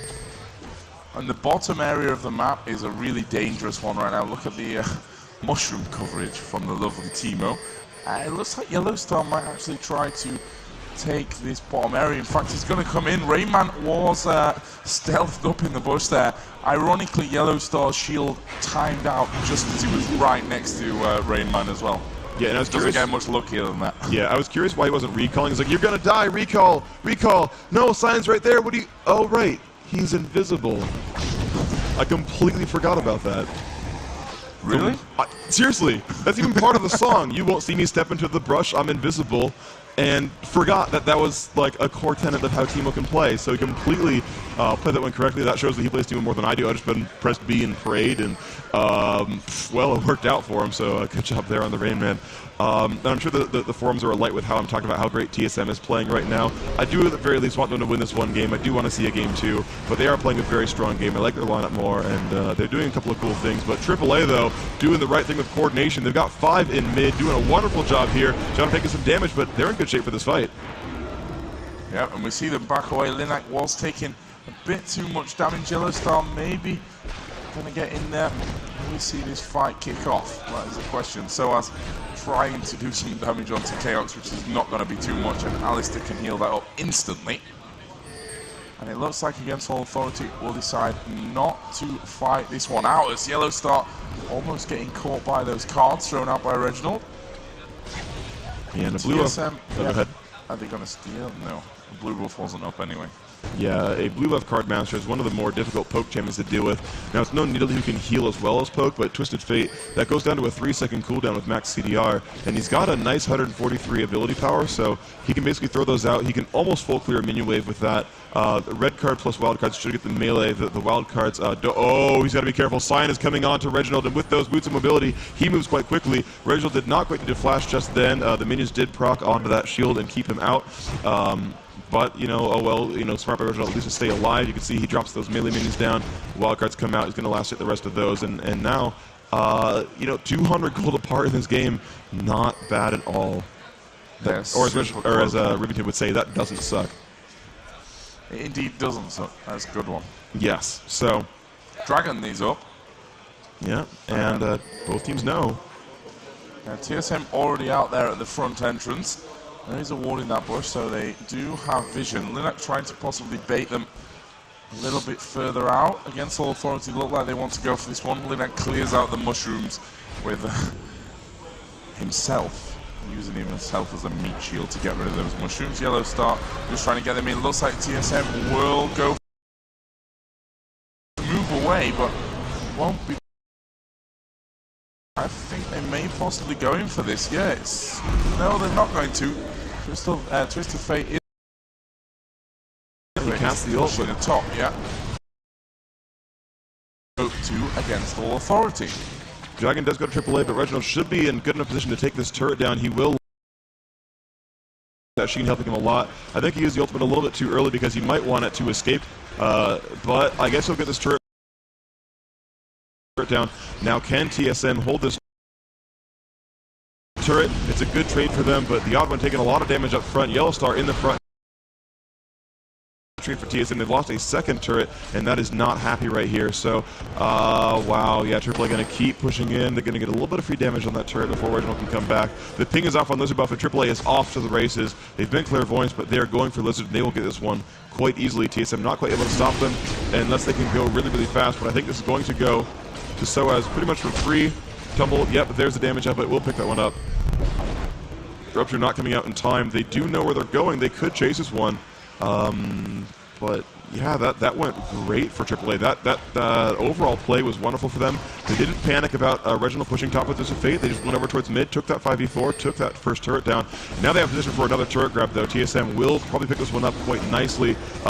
Cho is kind of locked off right here. This could be a lot of damage, but Will Flash has to burn that, so a little bit out of position there. But they've equalized those turret counts. Now what will they do? Because Yellow Star is actually out of mana pretty much. That's going to be kind of a big deal, especially taking a lot, but we'll pop the ultimate. He should be safe for now. Momo going to jump on, but not getting a lot from that absolute zero either. And where's the team fight? Looks like the Odd One's the one taking damage. Soa's getting away pretty safely. Odd One almost dead, but won't quite die. A giant pulver is going to keep him up, and they will make it out there. The Rayman's still coming around the back. Leonok taking some damage. Soaz, oh, he could die to Ignite. No, the shield comes off and saves him just in time. Reginald will he pick one up with this? Everyone is low. Everyone is low, but they can't quite get one. Looks like no, Reginald shows up, and Leonok will go down, but Reginald will follow immediately afterwards.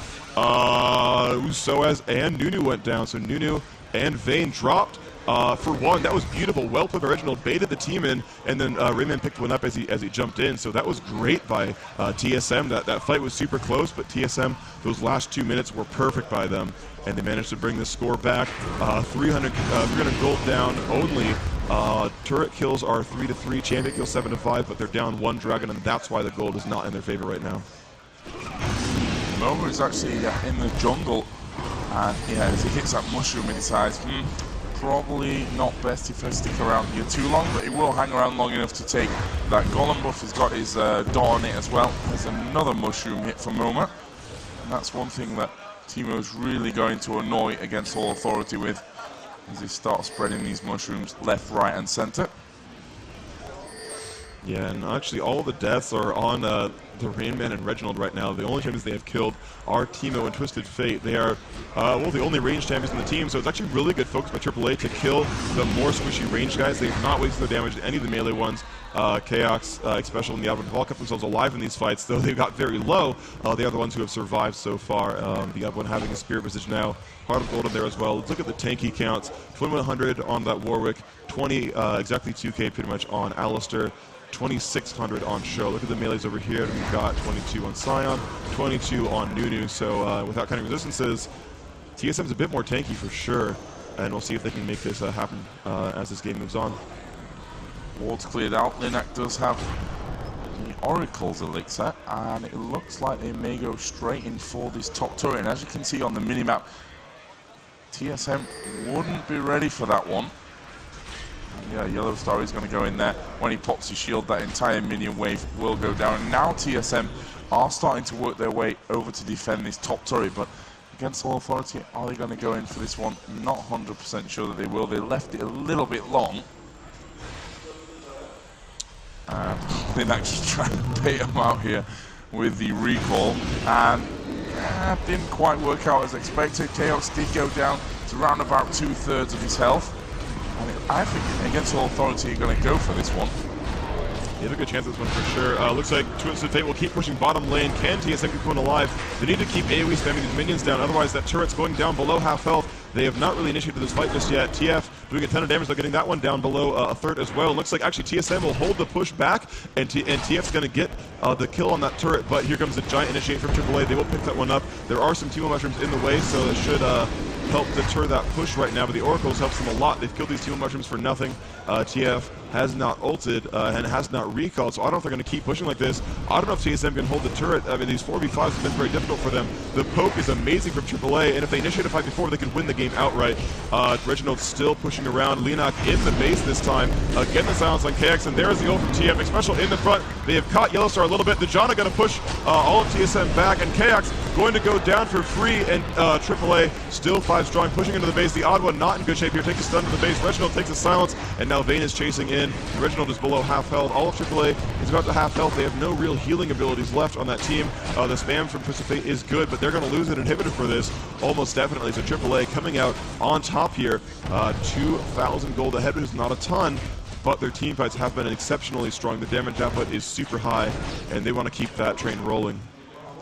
Yeah, doing really great at this point. We are going to see them all blue pill back home. Shopping is the subject of this one, and Bloodthirster is on SOAS now. Obviously the Triple Doran's Blade plus those Berserker Greaves from earlier. And a couple of pings going off. Did they clairvoyance or was there a ward there? Not 100% sure, but they definitely know that TSM are around. And we are seeing the Lizard buff going to be picked up here any second by Teemo. They finally get their own buffs this time. You know, the Golem was stolen by MoMA, the Lizard was stolen on the way out of that middle push, and so with the 2-buff advantage, it really did help them in the team fights a lot. While the gold was similar and the champion levels were similar, when you've got an extra Golem and Lizard buff over your opponents, that's pretty big, and that does help you win a lot of team fights there. If they had, you know, infinite cooldowns and infinite mana regeneration on, say, Cho'Gath, he could have spammed AoEs on those minions a little bit harder, kept those turrets alive. For AAA, putting on a great show so far. They've actually come in to fight on the Dragon now, and Vayne throwing out lots and lots of damage. She is 0-3 and 5, but her damage output still quite good. 169 minion kills, 234, 231 from other teammates, and yeah, overall the minion kills are much stronger, I think, on AAA, and they're actually ready to push bottom as well. Take a second turret here. They are up 6-4 on turrets, and yep, they're ready to go for this. TSM is not ready at all, actually. They were all on the left-hand side. I think they were afraid of Baron. AAA going to get a turret for free, absolutely. Now, can TSM hold this one off? Twisted Fate been throwing out cards so far. Yellow Star, though, still in good shape. There's a shield coming up. They've got to be afraid of this one. The Sounds comes out, kills some of these minions. They're going to keep chasing down the odd one very, very far in front, taking a ton ton of damage right there. And there we go, the push onto Soaz, and Soaz almost definitely going to drop down, and here comes the rest of the push. Absolute Zero is on from Nunu. That's going to hurt, but it's okay so far. Rayman going to push onto Linak. He's taking a lot of damage. Down to the bottom, looks like KX will get that kill, but it's a 5v3. Yellowstar going to peel back immediately, though he's spotted by Warwick, and the rest of the team is going to chase down. Momo going to throw down a silence. Odd One still nearby. They should be afraid of the burst damage combos. Momo still has all of his cooldowns left available.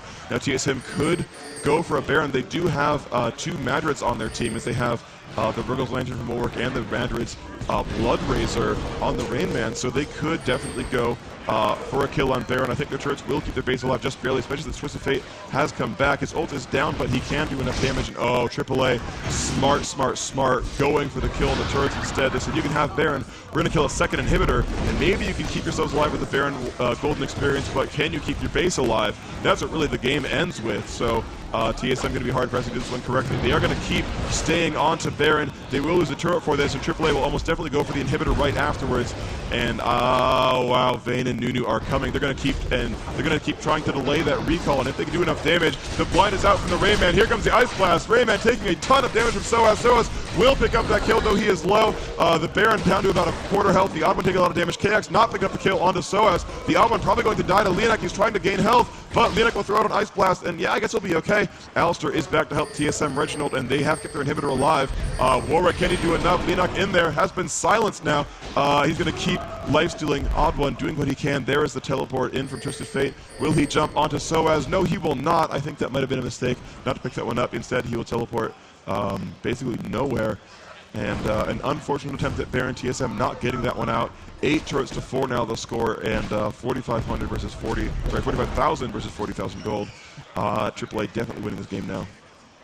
Yeah, they've put themselves really into that driving seat, and with the Baron not going down, that inner turret being lost as well for TSM, they are in a very difficult position. We'll see what happens now that Against All Authority do have all 5 guys back and active. We've seen the Banshee's Veil being picked up by Linak on Nunu. Soaz just farming a little bit. Just have the Phantom Dance plus the Bloodthirster. As you mentioned, the AP already building up is pretty nice for Moma. 497 he does have, plus the Elixir as well. So he's going to be very strong and very difficult for TSM to contain. The next time that we see the push from Against All Authority, the Golden buff is there as well, so Against All Authority should be able to take this one away. There was a Teemo Mushroom there that they popped, so TSM know where they are. But Against All Authority just clearing out this jungle completely. Yellowstar will finish them off, just getting that extra experience. Doesn't want to leave anything behind. Inhibitor will respawn, but they are going to push in for this lower inhibitor now. Obviously that shield from Yellowstar will finish pretty much all those minions off, but we will actually see the fight coming in now, and Special will be blown away by that ulti from Janna. Chaos is the focus of a lot of damage, and it's Linak who's in there. Now could be in trouble. He gets himself stunned. Special still causing some problems. He is going to be focused down. Surely will be killed. Yes, he will be. And now we see Against All Authority pushing in for even more kills. Reginald is surely going to have to back away. Special does go down here. Reginald will back away. That inhibitor will fall. And there's not much that TSM can do. Reginald just has to hope that he can somehow put up some kind of defense, because these Nexus turrets are being destroyed one by one, and Against All Authority are just going to run straight through their Nexus now, completely open to attack, and surely this is a good game. Against All Authority are going to go straight in. That Nexus is going to fall, and we will see an all-European grand final here for Season 1 for $100,000. And, well, Against All Authority versus Fnatic. Yeah, it's going to be a repeat of the winner bracket finals. I guess that's a good precursor there. Again, a weighted best of 3. AAA must win 2-0. We saw them put on a great show in the second game against Fnatic. We're winning for some time.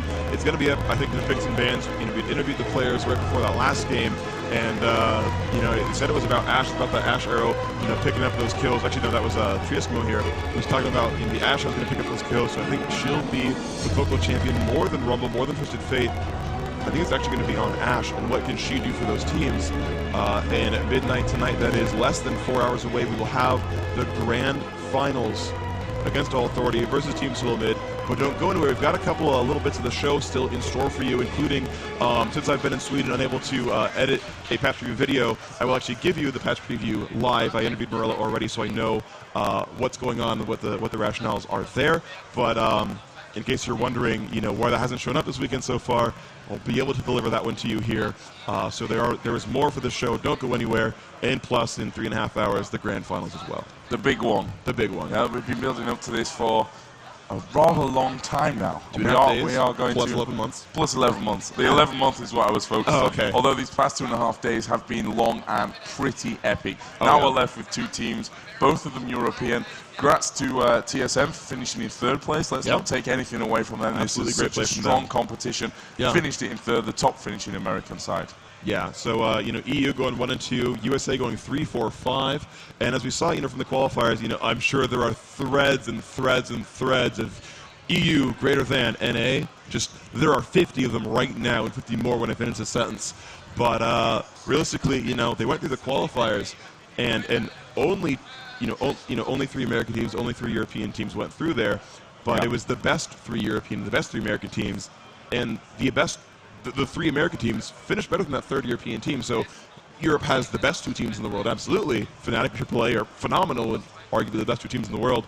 But as for that fire of US versus EU, or NA versus EU, I should say, certainly not far behind. 3rd place team, not that bad. The average European team, right, definitely would lose the solo mid. So I still feel good about my countrymen. I think we did well, or my continent men, I should say. There's plenty of Canadians around there as well. But certainly, earned your bragging rights against Authority team, Fnatic team, the best teams in the world. Best teams in the world. They've come through this one, they got through that qualifier, and they are now going to line up against each other in that grand final, which, as you mentioned, is scheduled for midnight here in Sweden, which is Central European time, -1 hour if you're in the UK, and you can do the maths for America, because I'm terrible at it. 3 p.m. in California, 6 p.m. in New York. In the middle there, you guys know how the time zones work. You'll probably make it out just fine. But again, the easiest way to say this is in less than 4 hours. So look at what time it is, add 4 hours, subtract like 15 minutes or so. That's when you want to show up. Everyone has their own clock, so set your timer. That's going to happen. Make sure you're still awake if you're in Europe, and make sure you're awake in time if you're in North Awake America, in time? I guess. If they're asleep now, how are we going to tell them to be awake in time? I mean, I guess did they take a nap? That's a good point. Well, actually, I guess because the games start out early enough, players could be staying up throughout the night. It's almost noon in California. Maybe they're taking a nap before the grand finals. That could be it. Noon's not such a bad time. We're all gamers. Noon's a I've stayed decent up till time noon for waking before. up. I've stayed up till noon before. So, okay. Yeah, it could have happened. I see it. It's been a very long weekend, It and has. I'm sure some people out there have actually pulled like a weekend. They've watched the games during the day or at night, depending where you are, or in the morning, and then played all night long after that, and I then don't know. continued watching. I mean, I like That's watching. what I was going to do if I didn't come here. I had it all planned out. I mean, I like watching tournaments as much as everyone else and playing as much as everyone else. I'm gonna sleep between the games. That if I'm gonna watch something like Season 1 finals, it's gonna cut into my playing time more so than my sleeping, because if I'm like dragging myself, my eyes open, I can't watch the games properly. I don't want to be like, oh wait, I just woke up randomly, I took like a 5-minute nap because I was in my chair. There was a pentakill, what, and miss everything. I don't want that. No, that ruins your viewing experience. So Yeah. hopefully you've all had enough sleep coming into this grand final, because fingers crossed it's going to be epic. I think it will be. I think AAA has come in and done some really good things, and I think they have a chance. Momo looked so strong in that game, and ultimately I think Malzahar got underappreciated.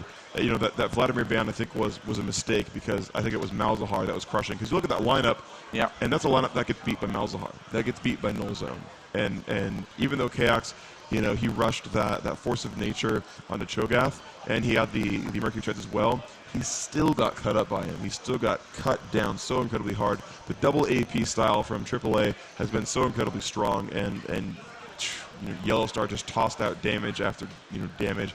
The shields were 700 points strong at times. Brilliant pick that from Yellow Star. Yeah, so that's a good adaptation from them. So I was moving over to the AD role, and Yellow Star taking AP. It worked great.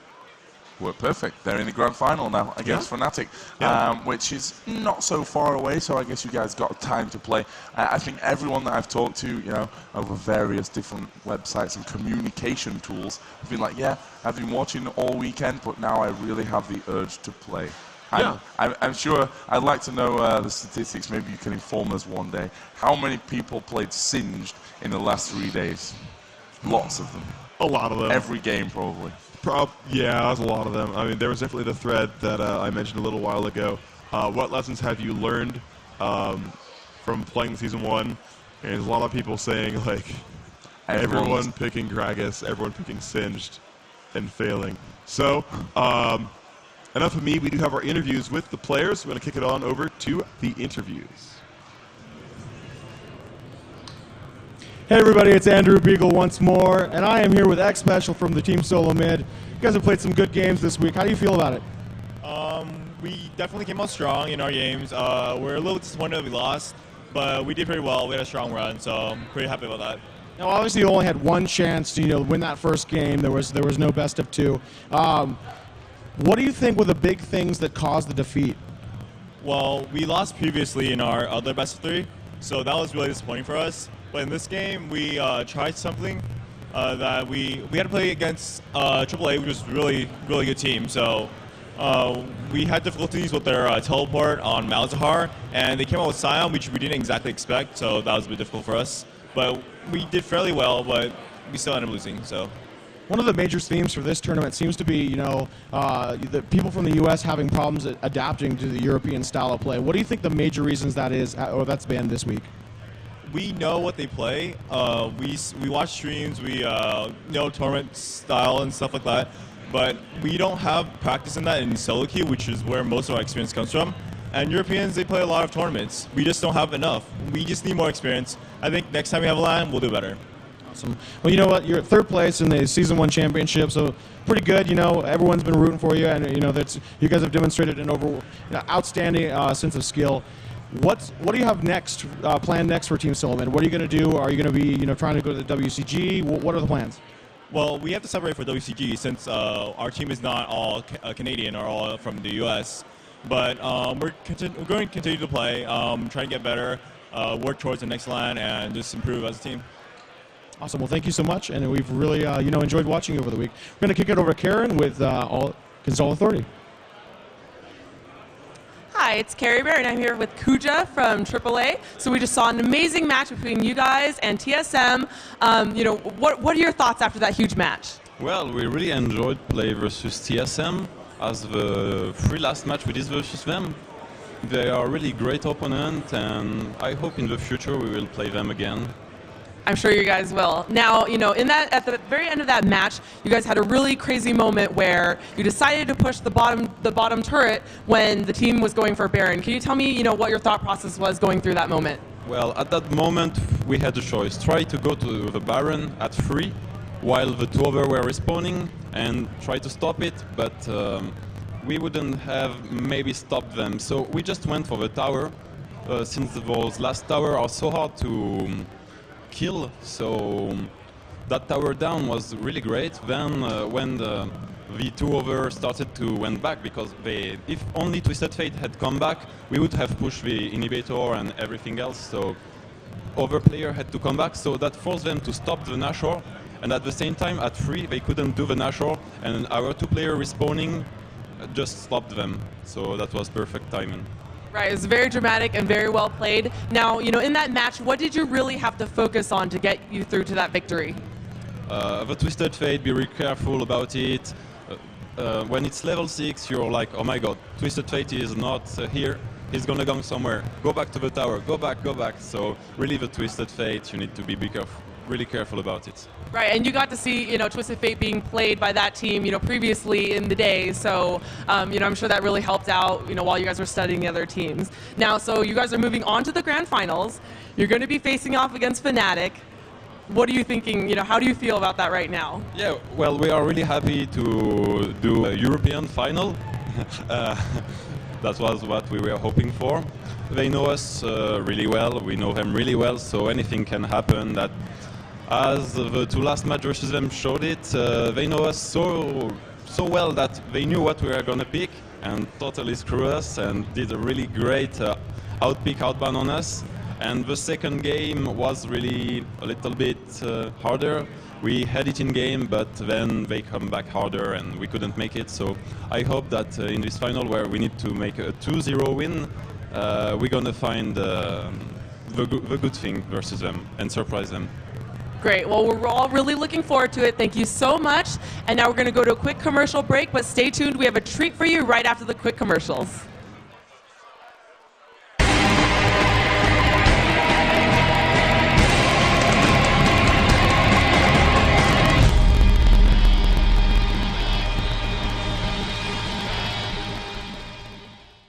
Summoners from around the world are flocking to Facebook and Twitter to talk about the Season 1 Championship right now.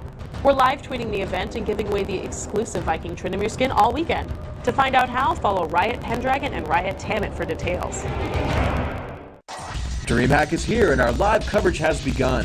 Over the course of the event, you can visit the Season 1 Championship website for lots of exciting updates, including matches streamed live with professional commentary, pre- and post-game interviews with the competitors, tournament brackets that update as games finish, photos from the show floor, and much, much more. So head on over to the event site and learn more about the League of Legends Season 1 Championship at DreamHack.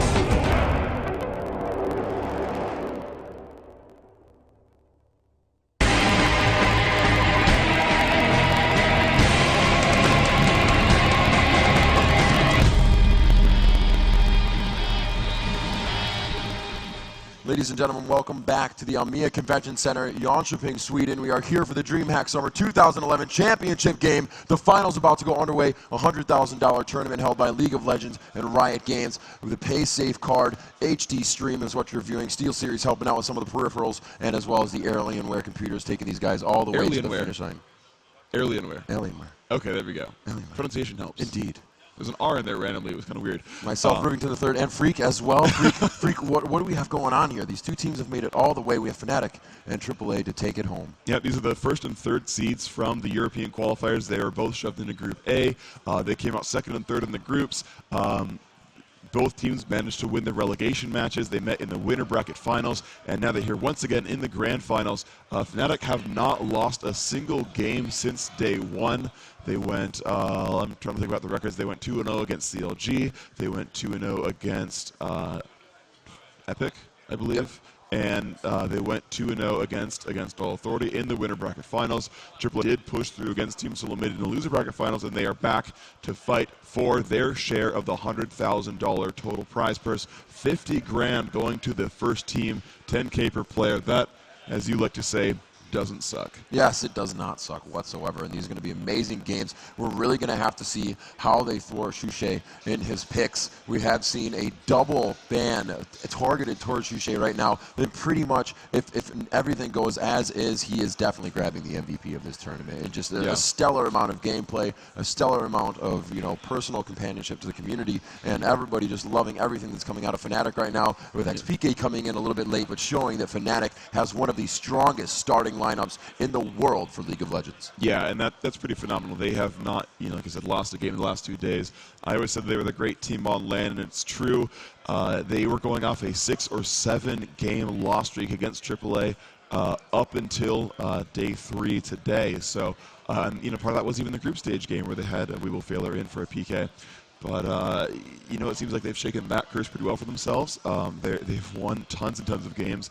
But, I want to pull a bit of a Joe Miller curse here because I actually want to go into a second game. So, Shushei, as you were saying, the MVP so far, I think he's going to go 70-0. I think Shushei going 70-0 in this game. The game will only be 4 minutes long, but he will get 70 kills in a row. I like it. You know what? totally plausible. Yeah, and AAA will, of course, go 0-70. In fact, the rest of his team will AFK in Fountain and let him win mid alone. You know, in CS, we call that gladiator. You go out Gladiator. on your own, you try to take out the entire team by yourself. That is fun. I've done that many times. It is so much fun. It's a lot of fun. Looks like Melison's in the games. We've got a couple people joining the game now in PvPnet.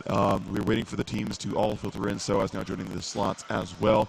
This game will be underway very, very soon. Thank you all so much for joining us on the stream and in person in Sweden. It is so much fun to be here with you all. I have taken dozens and dozens of pictures and talked to so many different fans who are excited to be here, as am I. Even though it's midnight and I'm still a little bit jet lagged from the travel, it is awesome, awesome, awesome, awesome to be here. That's right. Perfect timing. Our brain thinks it's 3 o'clock right now, so we're good to go. Yeah, actually, it's going to work out pretty decently.